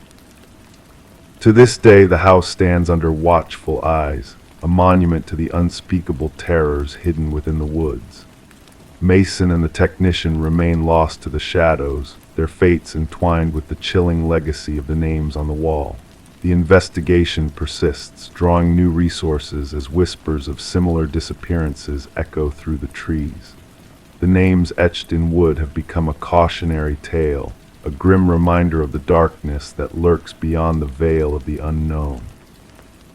Story 17. In a quaint coffee shop, a man had made a daily ritual of solitude, same spot, same drink, same quietness. The barista recognized his face, yet his identity remained a mystery. Then one day he vanished. When authorities inspected his usual seat, they discovered a forgotten wallet. Inside, a driver's license bore a face without a name or address, just emptiness where his identity should have resided. Reviewing the security footage, Detective Sarah Mercer found something inexplicable. The man, now known as John Doe, had entered, sat, but never departed. As Mercer rewatched the footage, she noticed the ordinary man in the navy coat, carrying a weathered messenger bag. His disappearance defied logic, for he had simply ceased to exist within the coffee shop. The tech specialist could find no trace of him entering or leaving any restroom. Mercer, determined to unravel the mystery, meticulously examined the wallet's contents spread across her desk. Blank spaces replaced standard personal details, and the credit cards led to nowhere. A single business card held a cryptic phone number, which, upon calling, offered only eerie silence and rustling sounds before disconnecting. The barista's recollections painted a picture of a quiet, polite man who always sat alone, engrossed in his writing. His notebook, filled with cryptic codes and sketches of unknown structures, baffled investigators. No one in the neighborhood recognized him, no missing person matched his description, and his fingerprints yielded no results. It seemed as though he existed solely within the coffee shop's boundaries. Intriguingly, Mercer noticed a peculiar flicker in the security footage each time John entered the shop. Returning to the scene, she sat at his table, observing the antique mirror hanging between the entrance and the restroom hallway. The mirror's symbols mirrored those in John's notebook. Behind it, they uncovered a hidden compartment filled with identical wallets and a journal inscribed with entries mirroring the notebook's contents. The final entry hinted at the closure of an experiment due to impending danger.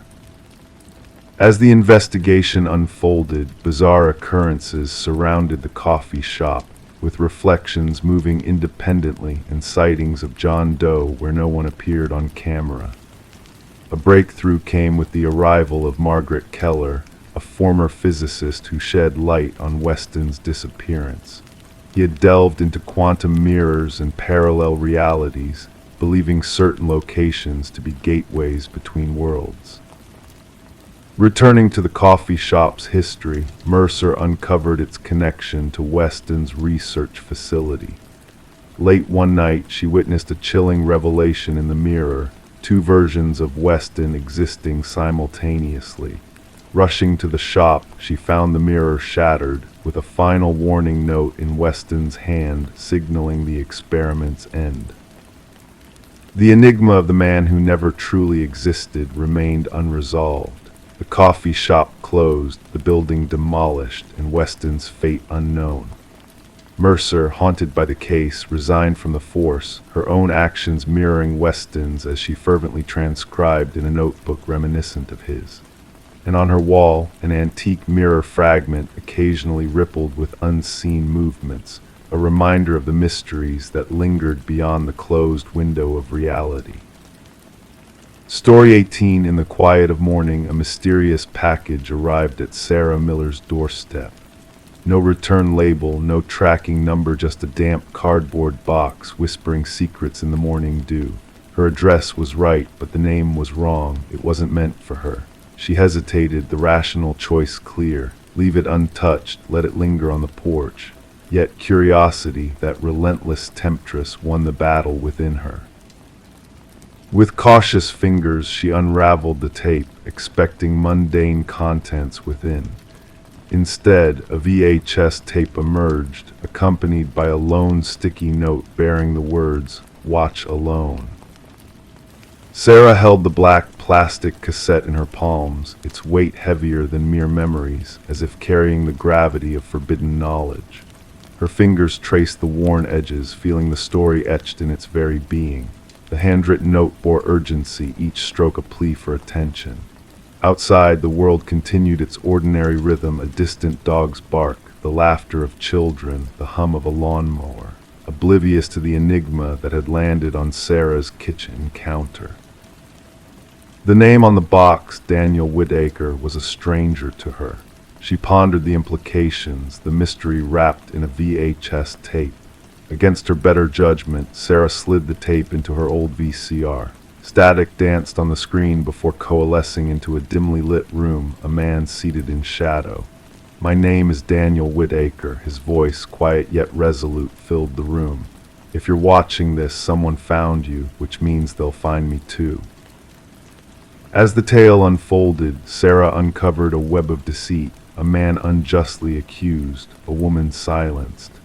Detective Eliza Ramirez, entangled in the same narrative, found herself at a crossroads of truth and deception. The case, once straightforward, now veiled in shadows of doubt and manipulation. Whispers of corporate malfeasance, a whistleblower silenced, evidence fabricated to frame an innocent man. The tapes, a breadcrumb trail of revelations, each unveiling a layer of conspiracy. Sarah received a second package, unveiling the sinister truth behind Catherine Walsh's murder. With each revelation, the pieces of the puzzle fell into place. Daniel Whitaker, a pawn in a game of power and corruption, cast into darkness by those he sought to expose. Together with Sarah, Detective Ramirez traced the threads of deception, unraveling a plot that spanned beyond the confines of a simple murder. In a storage unit, hidden truths emerged: journals, evidence, and damning confessions. Justice, not swift but steady, prevailed. Executives fell, truths were laid bare, and a man wrongfully accused found solace in the unraveling of lies. As the tape of truth was returned, Sarah and Daniel stood, two souls touched by the hand of fate. In the silence of that moment, they understood the delicate balance between justice and deceit. The wrong address turned out to be exactly the right one, Sarah whispered, a testament to the unexpected ways truth finds its light. The VHS tapes, now relics of a bygone era, stood as reminders that in the quiet of mystery, in the depths of the unknown, lies the truth waiting to be unveiled by those brave enough to seek it. Story 19. Renovations always have a way of unveiling hidden mysteries from the past. Amongst the debris of old newspapers and broken trinkets, there lies a story waiting to be told. Sarah and Michael, drawn to the allure of a Victorian-era home, embarked on a renovation journey filled with unexpected twists and turns. Beneath the floorboards of their newfound abode, a folded letter lay in silence, patiently waiting to reveal its secrets. The paper, yellowed with age, bore a cryptic message that sent shivers down their spines. "Don't trust the one who knocked." Before they could process the gravity of those words, 3 sharp knocks reverberated through the empty rooms, as if echoing a warning from the past. Detective Alina Reed, with her weathered hands and keen eye for detail, delved into the enigma that surrounded the house. The note, a relic from 2 decades past, hinted at a tale of fear and betrayal that had long been concealed within the walls. Sarah and Michael, unwittingly entangled in a web of mystery, recounted the chilling moment when the knocks pierced the stillness of the house. The history of the house unraveled before Detective Reed's eyes, revealing a tangled web of secrets woven by the former inhabitants, the Hargrove family. Franklin, once a respected teacher with a hidden darkness, and Margaret, a woman haunted by the specter of a mysterious collector who came knocking 3 times. As Reed unearthed the truth buried beneath the floorboards, a grim discovery emerged: a male skeleton hidden beneath the foundation, a silent witness to a crime long forgotten. Through meticulous forensic work and Margaret's haunting diaries, the pieces of the puzzle fell into place, painting a picture of love tainted by greed and desperation. The tale of Victor Mercer, the enigmatic lone shark who vanished without a trace, intertwined with the fates of Franklin and Margaret, revealing a story of betrayal and tragic consequences. The house, once a haven of ornate beauty, now stood as a silent witness to the darkness that had unfolded within its walls. Sarah and Michael, unable to bear the weight of the house's history, made the difficult decision to part ways with their newfound abode. The renovations halted, leaving the house in a state of suspended animation, frozen in time like a specter from the past. Whispers of the house's dark secrets lingered in the air, tales of spectral knocks in the dead of night that echoed through the empty halls. The note, a chilling reminder of the past, remained locked away in evidence storage, its message a haunting enigma that begged to be deciphered. In the end, Detective Reed reflected on the unsolved mysteries that lingered in the shadows, knowing that some truths are destined to remain buried, hidden beneath the veneer of everyday life. The house, now vacant and abandoned, stood as a testament to the enduring legacy of secrets untold, a silent witness to the mysteries that still whispered through its empty rooms. Story 20. In the dead of night, the house stood silent, its windows reflecting the moon's pale glow. Vacant for years, it held a secret, a mystery shrouded in shadows. Whispers among the neighbors spoke of the young woman who vanished without a trace, leaving behind an empty space that echoed with unanswered questions. When the new tenants crossed the threshold, an eerie stillness greeted them. The bedroom, sealed shut from the inside, beckoned with a sense of foreboding. With a creak and a groan, they forced the door open, revealing a chamber frozen in time. The air hung heavy with neglect, a hushed whisper of forgotten memories.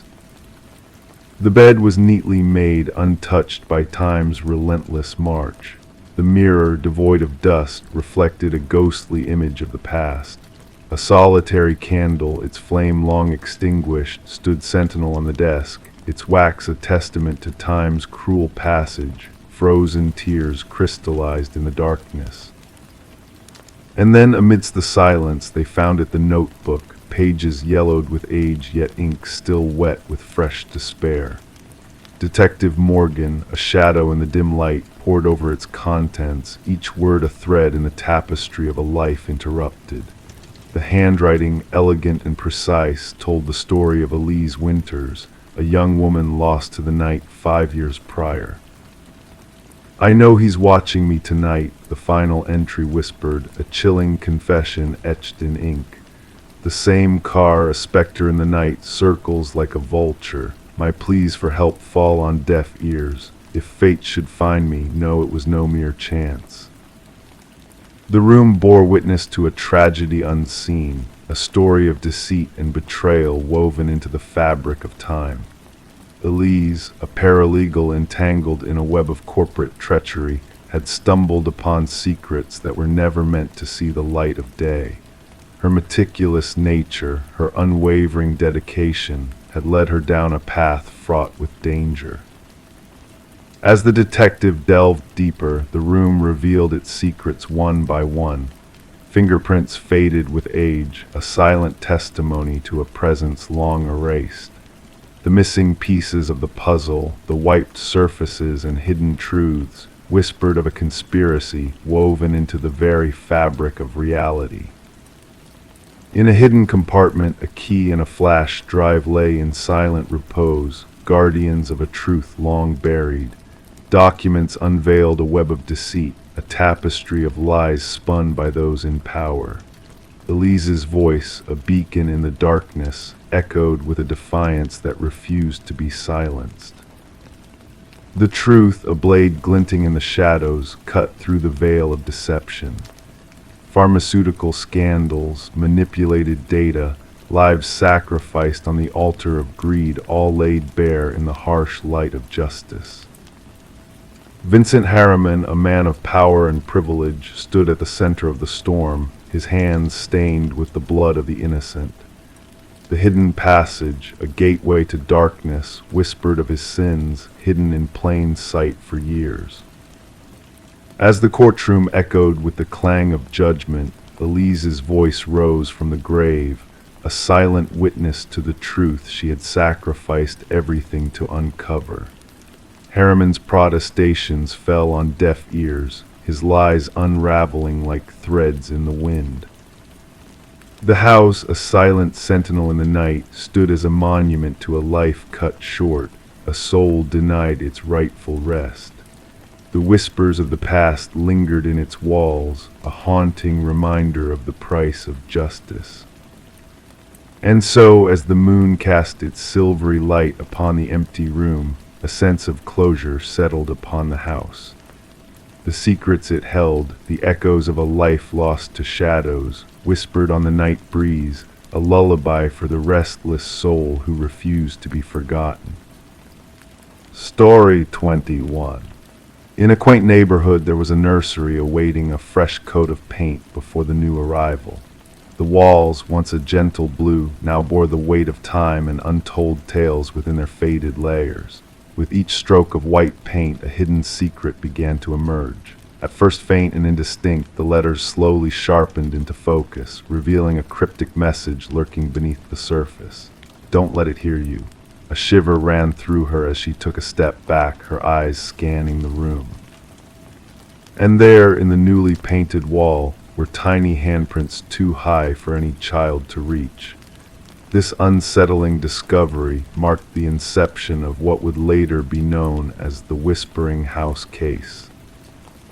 The young couple, unsuspecting, had purchased the Victorian-style home at a bargain price, unaware of its murky past. Detective Sarah Klein arrived, notebook in hand, and was greeted by a pregnant woman with weariness etched into her features. The woman, still reeling from finding the eerie message and handprints, recounted how the previous owners had vanished overnight, leaving behind only essential belongings in a hasty departure. As Detective Klein explored the historic residence, the floorboards creaked beneath her weight. In the nursery, the unfinished wall bore the remnants of the unsettling message and the ghostly handprints.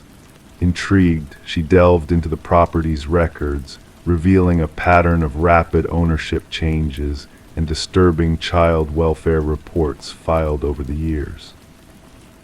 Further investigation unveiled the house's connection to Eleanor Blackwood, a widow who had run an orphanage on the premises long ago. Tragic tales emerged of 5 missing children from her care, their fate shrouded in mystery until now. The detective uncovered accounts from former residents, all recounting eerie incidents preceding the appearance of the chilling message during nursery repaints. A forensic linguist's analysis linked the writing to Aliner's journals, while the identical handprints defied logic, appearing across generations of different children.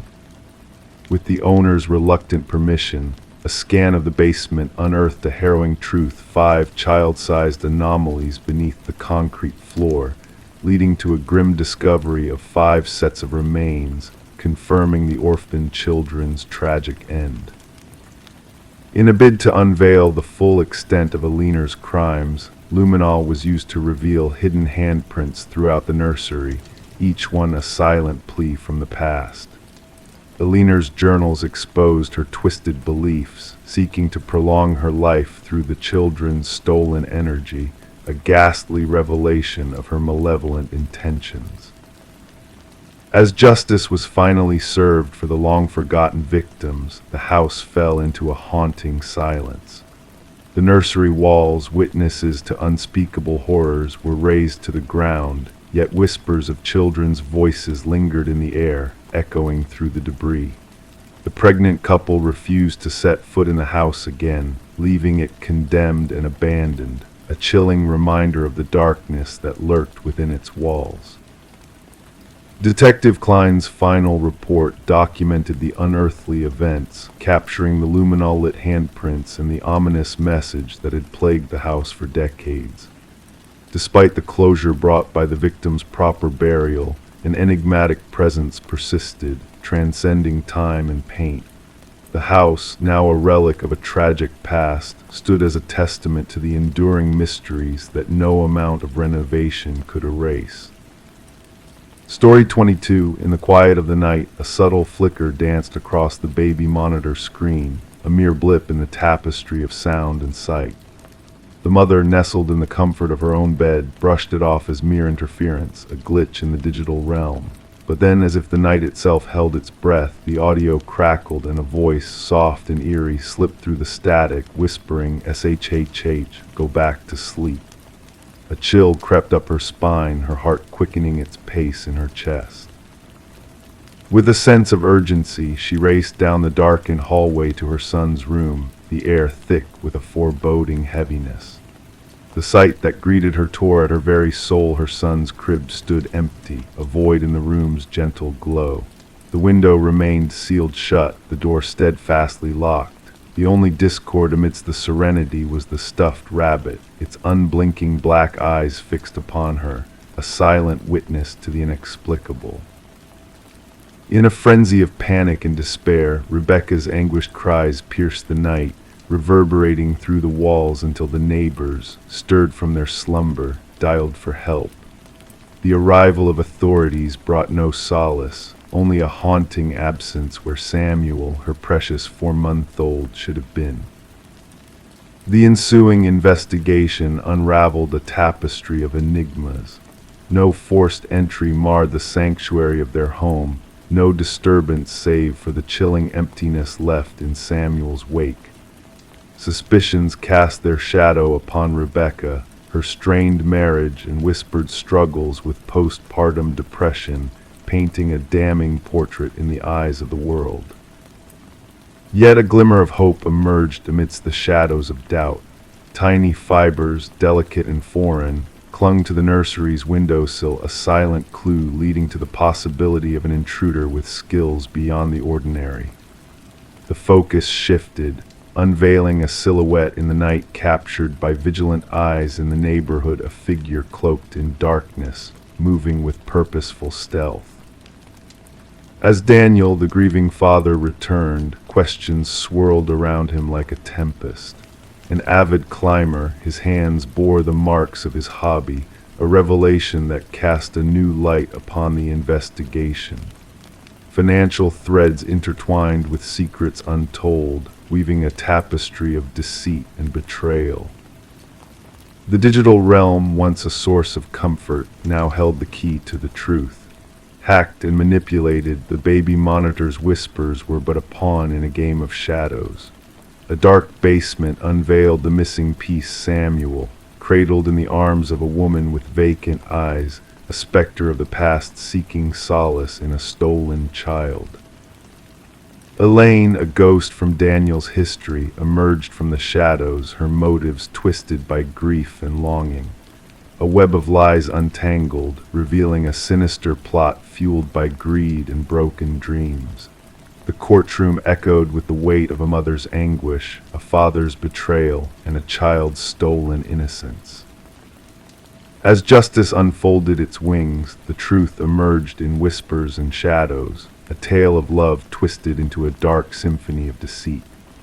The baby monitor, a silent sentinel, bore witness to the depths of human frailty and the resilience of a mother's love. And in the hush of the night, as shadows danced upon the walls, Rebecca held her son close, the echoes of that whispered voice fading into the embrace of a new dawn. Story 23. She entered the old house, a cloud of dust dancing in the stagnant air. The abandoned Victorian stood frozen in time, with peeling walls and furniture draped in ghostly sheets. Every room she explored seemed to loop back to the parlor, a strange anomaly that defied logic. No matter the door she opened, the path always circled back to where she began. The front door she entered through had vanished, leaving her trapped in a maze of familiar rooms. The discovery of Morgan Pierce's body transformed the eerie house from a mere curiosity to a chilling crime scene. Detective Sarah Lind observed as forensic experts moved silently through the dim interior, their presence like phantoms in the shadows. The house had gained a reputation among locals for its unsettling aura, where compasses spun wildly and whispers of unseen watchers lingered. Now it held secrets darker than anyone could have imagined.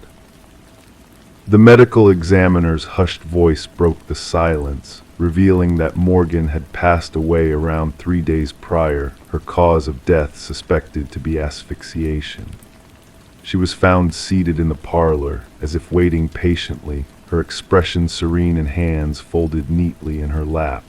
No signs of struggle marred the scene, adding to the unnerving stillness that enveloped the room. As Detective Lind delved into the investigation, details emerged about Morgan's fascination with the house's mysterious properties. Her journal entries chronicled her experiences with odd acoustics, shifting doorways, and inexplicable cold spots. She had been drawn to the place, eager to unravel its secrets that defied traditional architectural norms.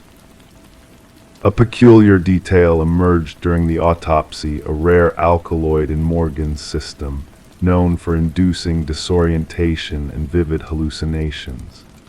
Yet the amount found was insufficient to be lethal, raising questions about its presence in her body. Her boyfriend vouched for her meticulous nature, insisting she wouldn't have willingly compromised her research integrity. Deleted messages on Morgan's phone hinted at a mysterious connection to someone who shared her obsession with the house. Cryptic conversations alluded to the building, holding ancient memories and secrets waiting to be uncovered. The digital trail led to Adam Reeves, an architectural historian whose expertise in spatial anomalies had captivated Morgan's attention. Reeves, devastated by Morgan's demise, spoke of the house's deceptive design and hidden truths waiting to be revealed. Despite his genuine grief, an alibi placed him away from the scene at the time of Morgan's death, puzzling investigators further. A breakthrough arrived from an unexpected source, the revelation of a family curse tied to the house's grim history. Generations of the Blackwood family had met their end in the parlor, each death eerily peaceful and unexplained. Referred to as the claiming, these mysterious passings hinted at a malevolent force within the house, exerting a subtle influence on those who dared to linger within its walls. Journals from the past shed light on a pattern of inexplicable deaths that mirrored Morgan's own fate. A hidden compartment behind the parlor fireplace unveiled a trove of artifacts from diverse cultures, arranged meticulously around a weathered figurine symbolizing a deity of liminal spaces. The presence of the alkaloid on these objects tied them to Morgan's demise, hinting at a deeper connection between the house's dark past and its unsuspecting victims. Further investigation revealed the presence of another individual in the house at the time of Morgan's death, their fingerprints a mystery that eluded identification. Tragedy struck once more when Adam Reeves was found deceased, mirroring Morgan's peaceful posture with the same alkaloid in his system. Clutching a mysterious key, Reeves left behind a cryptic message hinting at the true nature of the house's grip on perception. The case, shrouded in mystery and unanswered questions, lingered as a haunting enigma. The condemned Victorian stood silent and forbidden, its secrets locked within its walls. Whispers of spectral lights flickering within its confines on certain nights persisted, fueling local legends of those who entered but never emerged. Some believed the house claimed those who delved too deeply into its mysteries, while others speculated about ancient powers lurking in the shadows between reality.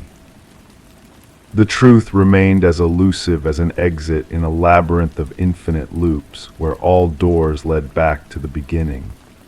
And the house, with its whispered secrets and unseen forces, stood as a testament to the mysteries that lie hidden in the spaces between worlds, waiting for the curious and the daring to uncover their chilling truths.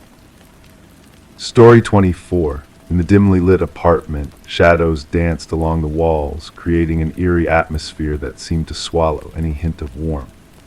The aging heating system let out a low, mournful groan, while the pipes rattled in a cacophony of sound that reverberated through the empty rooms. To the casual observer, these noises may have seemed commonplace, a mere product of old age and neglect.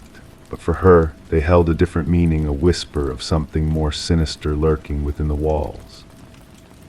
It began with a faint voice, barely audible yet undeniably present, drifting through the vents like a phantom breeze.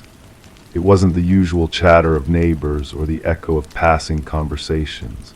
No, this voice was different, intimate, calling out to her in a hushed tone that sent shivers down her spine. Pressing her ear against the cold metal grate, she strained to catch the words, her heart quickening with a mixture of fear and curiosity. A sudden rush of frigid air brushed against her cheek, a ghostly caress that made her flinch. And then almost teasingly the voice spoke again, soft and insistent, "I know you can hear me." Detective Morgan Shaw stood in the center of the desolate apartment, her gaze fixed on the rusted vent cover that had been forcibly removed from the wall. The forensics team moved around her with precision, their cameras capturing every detail of the haunting scene. The victim, Alina Reeves, had vanished without a trace, her absence unnoticed until a foul odor permeated the building, signaling a tragic discovery. Officer Patel recited his notes, recounting Alina's claims of hearing voices through the vents, dismissed as mere figments of her imagination by building management. But Shaw knew better. As she knelt beside the vent, her sharp eyes caught sight of the deep scratches etched into the metal, evidence of a desperate struggle from within. Alina, a beloved kindergarten teacher with a radiant smile and a penchant for nurturing plants, had succumbed to a paranoia that had gripped her in the weeks leading to her disappearance. Her sister, haunted by guilt, revealed Alina's spiraling descent into fear, convinced that unseen eyes watched her every move and unseen lips whispered secrets through the vents. The apartment bore witness to Alina's unraveling mind: the meticulously arranged bed, the abandoned coffee mug, the solitary chair positioned beneath the vent as if waiting for a listener. But it was the forensic findings that unraveled the true horror of Alina's ordeal: the fibers of her favorite cardigan entwined in the vent, a foreign fingerprint on the inside of the cover, and the chilling audio recordings retrieved from her phone.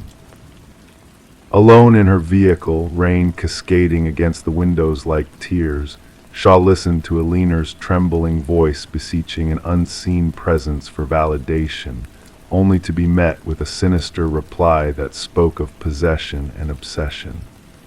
The threads of the investigation wove a tapestry of dread, revealing a dark history hidden within the building's walls. The sinister past of the apartment unfurled like a sinister tapestry, unveiling a pattern of tenants fleeing in terror, plagued by phantom noises and spectral whispers. The enigmatic figure of Harold Weber, the stoic building superintendent, emerged as a focal point of suspicion, his calm facade masking a labyrinth of secrets. As the investigation delved deeper, a hidden access panel in Aliner's bathroom unveiled a chilling truth, a clandestine passage that snaked through the walls, providing a conduit for an unseen presence to watch, to wait, to whisper. The discovery of Weber's meticulously kept records, his voyeuristic collection of audio recordings and surreptitious photographs, painted a portrait of a predator hidden in plain sight. Weber's arrest unfolded like a scene from a nightmare, his serene demeanor belying the malevolence that lurked within. His cryptic words to Shaw hinted at a haunting legacy that transcended the confines of his capture, echoing through the vacant halls of the apartment building like a specter's lament. And so the once vibrant apartment building now stands as a mausoleum of memories, its walls echoing with the whispers of the past. Despite the veneer of renovation and renewal, the residents' unease lingers, a testament to the lingering presence that haunts the very foundation of the building. The whispers persist, carried on the cold drafts that sweep through the corridors, a reminder that some secrets are buried so deep they become a part of the very walls that contain them. Story 25: The Enigmatic House. The realtor's listing offered no hint of a basement. The blueprints, meticulously examined, revealed no trace of it. Yet, fate had other plans for the Mercer family as they unraveled the mystery hidden beneath their suburban home. Beneath the worn carpet, concealed from sight, a door lurked, its handle rusted with time. With combined effort, they forced it open, releasing a rush of musty air heavy with the essence of moist earth. Descending the steps into the darkness, they braced themselves for what lay ahead, anticipating storage but discovering something far more unsettling. In the dim glow of a swaying light bulb, a solitary chair awaited them. And adorning the wall behind it, a series of photographs, familiar faces captured within the confines of their own sanctuary. The Mercer family's journey into the depths of their dwelling began innocently enough, a move made in the bleak embrace of winter, the skeletal trees outside bearing witness to their arrival.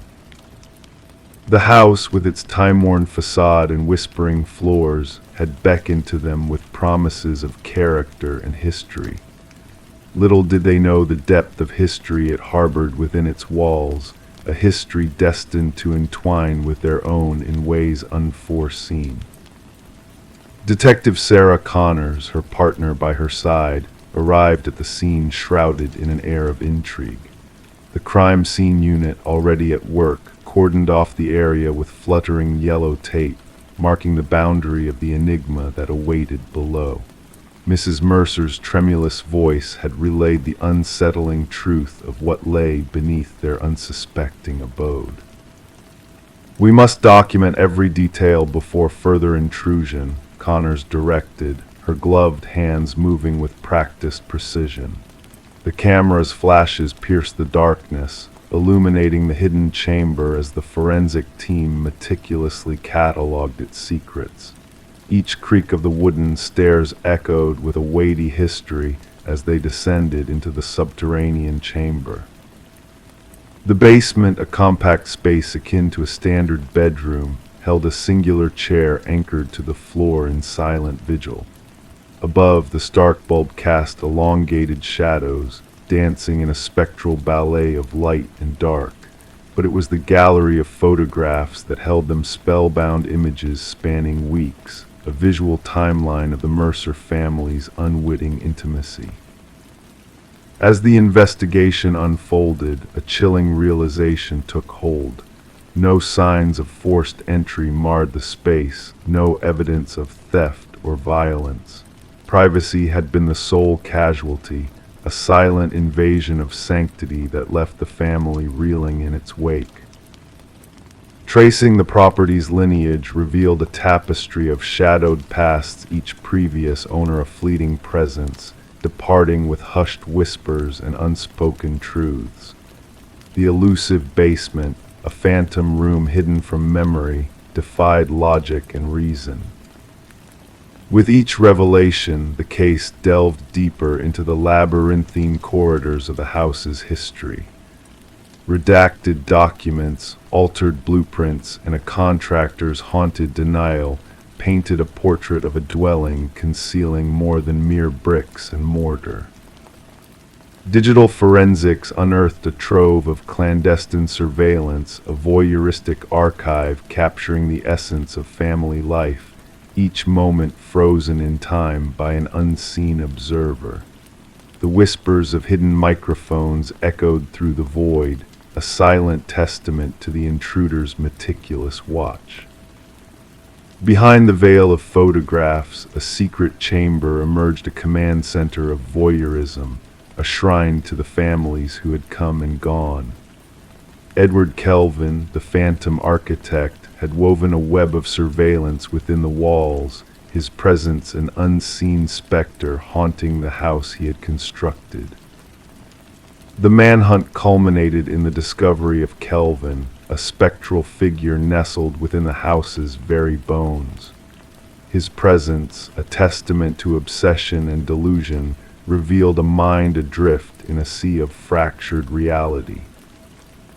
As the trial unfolded, the true extent of Kelvin's voyeurism unfurled, a house designed not just for living, but for watching, a stage where families became unwitting players in his twisted drama.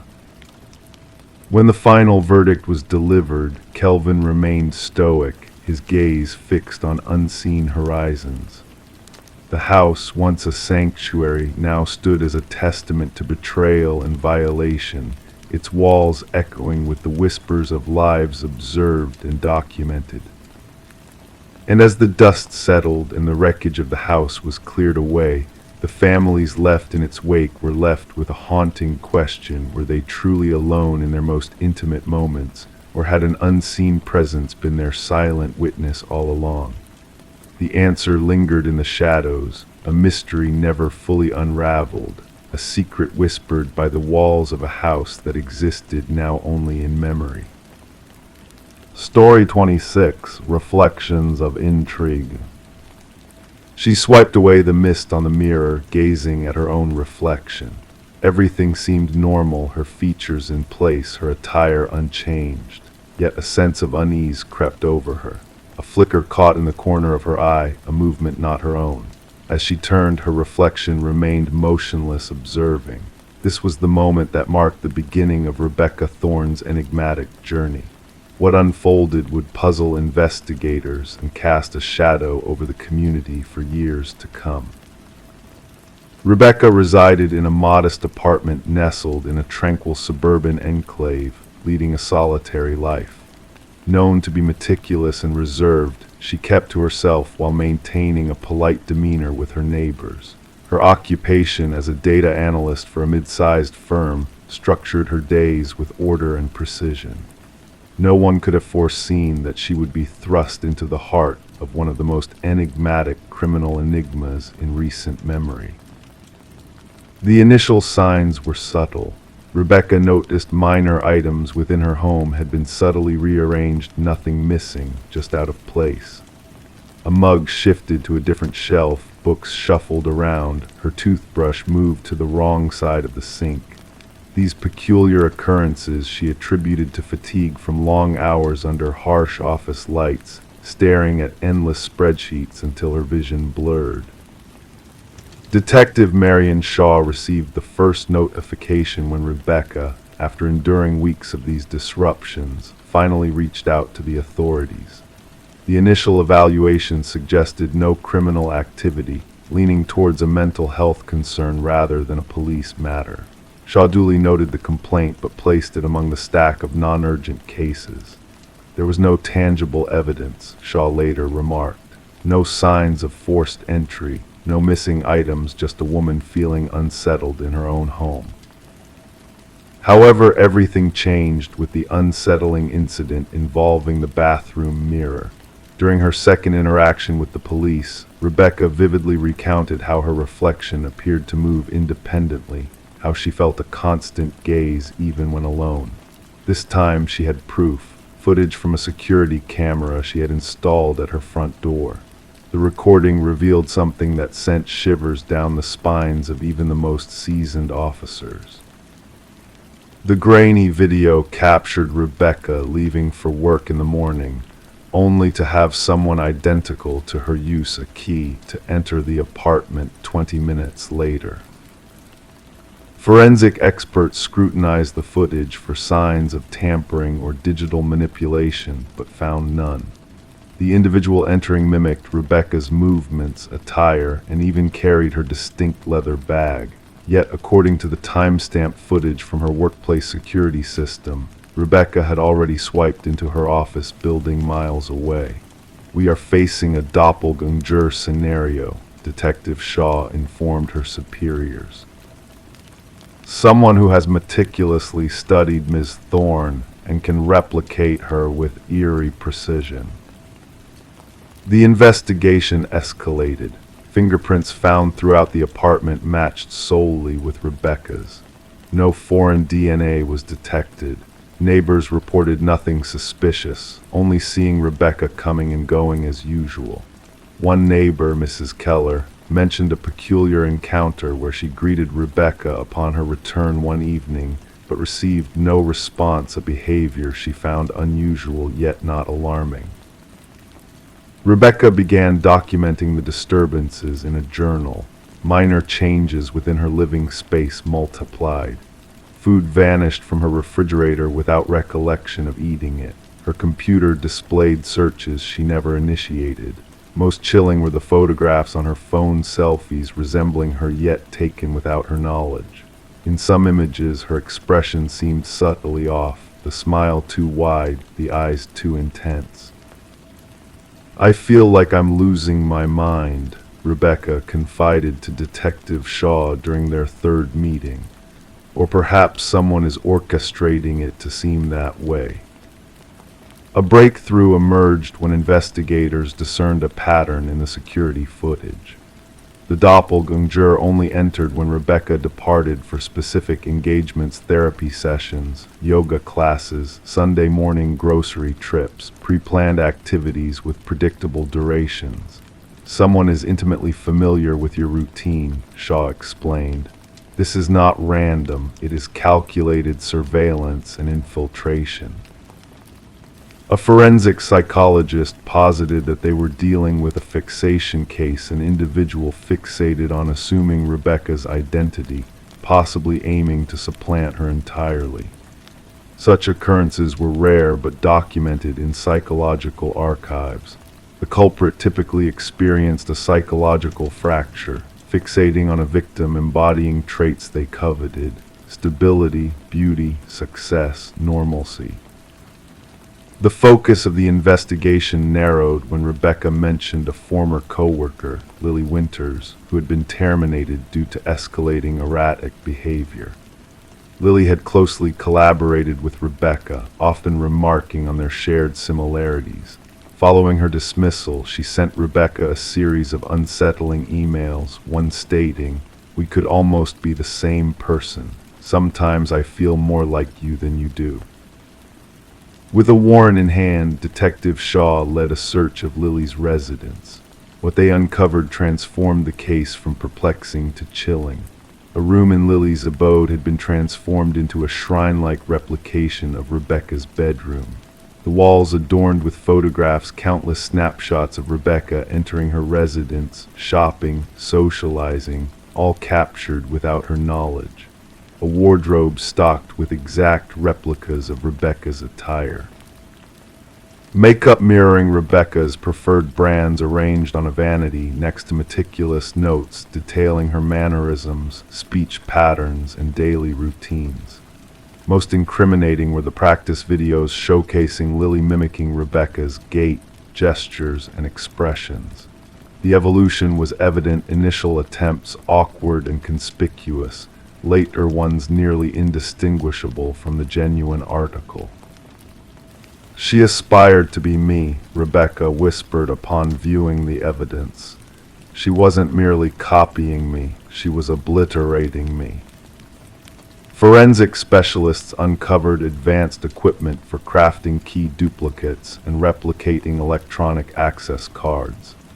Lily had maintained an intricate system to monitor Rebecca's movements, including a calendar predicting her schedule in detail. What remained elusive was Lily's endgame. Journals recovered from her residence contained erratic entries shifting between first and third person, occasionally referring to Rebecca interchangeably as me and her within the same passage. The final entry sent a shiver through the investigators. Soon, only one of us will prevail. The stronger version shall endure. Upon moving to apprehend Lily, she had vanished. Her apartment bore signs of a swift departure, drawers left ajar, certain devices missing. A nationwide alert was issued. Rebecca entered protective custody, relocated to a secure, undisclosed location under constant surveillance. For 3 weeks, authorities monitored every site linked to her past life. Lily remained elusive. The case took a final, disquieting twist when a security guard at Rebecca's former workplace reported an anomaly. Despite being on leave, Rebecca had been sighted entering the building. Surveillance footage confirmed it. A figure identical to Rebecca had accessed the premises using a valid ID card, proceeded to her former workstation, and spent 40 minutes perusing her files before departing.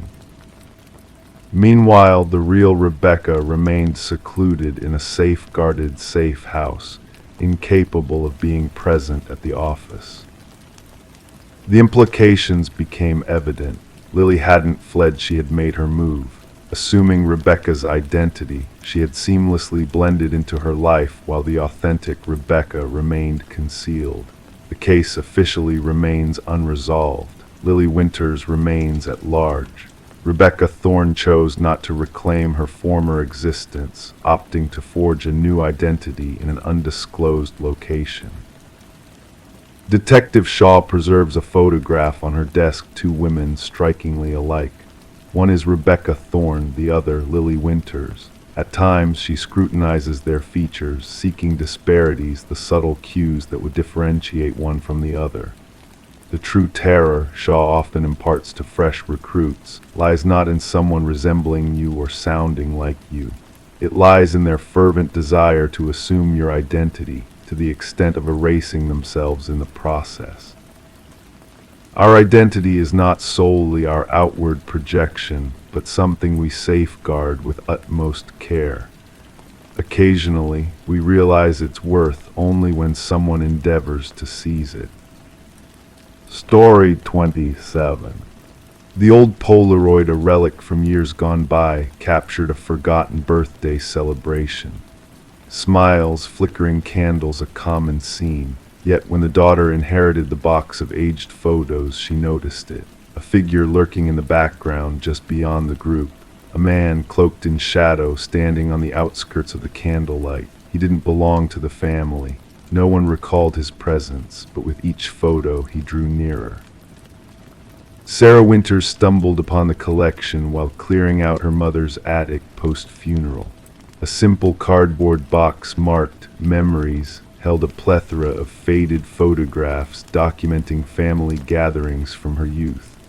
What should have brought solace, a treasure trove of happier times, morphed into the genesis of a haunting ordeal. In the initial photo, he was a mere outline, a shadow at the periphery during her 7th birthday bash.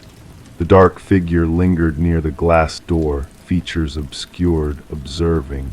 In the subsequent photo, taken moments later, he had crept inside. By the third snapshot, he stood behind her uncle.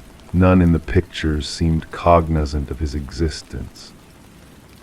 Trembling, Sarah phoned her father, questioning the mysterious man in the photo background. "Dad, who is this man in all these pictures?" Silence followed her query, then a sharp inhale. "What man? There shouldn't be anyone besides family." She snapped digital images of the Polaroids and dispatched them to her father. His subsequent call carried an uncharacteristic tremor. "That's impossible. We would have noticed a stranger." Detective Marcus Reed attentively listened as Sarah spread the photos across his precinct desk. Rain drummed against the windows, casting dancing shadows over the evidence. The detective's weathered hands methodically traversed from one photo to the next, his gaze narrowing. "And no one recognized this individual?" he inquired, his voice composed yet intrigued. "No one," Sarah affirmed, "but observe the progression." She organized the photos chronologically. The detective leaned in, the chair squeaking under his weight. What initially seemed like paranoia materialized before his eyes. The figure stealthily traversed the party, photo by photo, inching closer to the children. In the final image, he stood directly behind Sarah's younger self, a pale hand extending toward her shoulder, just beyond the frame. "Photographer," Reed proposed, though doubt tinged his tone. "My mother took all these." She set the timer and entered the frame. Copies were made, a case file opened. Within days, everyone alive who attended the party was contacted. None recalled the man. No outside help was hired. No neighbors visited. The property was secluded, a countryside rental chosen for its seclusion.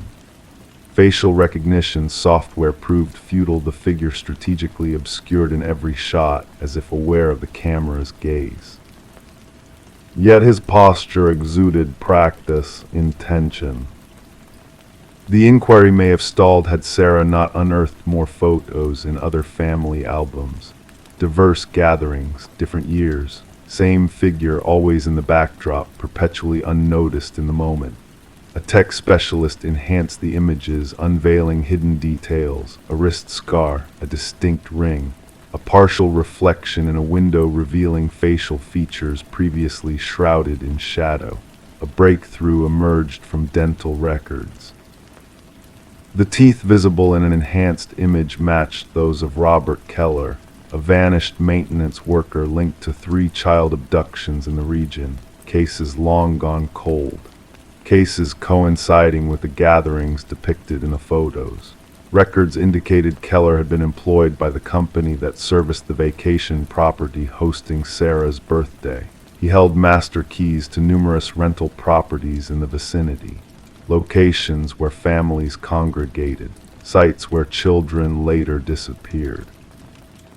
Upon excavating Keller's former dwelling, authorities unearthed small items beneath the concrete. A hair clip akin to one worn by a missing girl, a toy car belonging to a boy who vanished after a family gathering, a bracelet Sarah recognized as her own, presumed lost in her childhood. Alone in her apartment, surrounded by the photos unraveling decades of concealed horrors, Sarah received a call from the detective. They had identified remains near one of the vacation properties. DNA confirmed it was one of the missing children. Her gaze fixated on the closing birthday photo. The candles bathed her family's faces in a warm glow, frozen in jubilation. Behind her younger self, partially veiled by shadows yet undeniably present, the figure observed, patient, calculated. Unseen by all in that moment of joy. The revelation linked unsolved cases spanning decades. Families finally obtained closure, albeit not the answers they prayed for. The shadow in the family photos had stepped into the realm of justice, his presence acknowledged after years of concealing in plain sight. Sarah secured the photos in the box.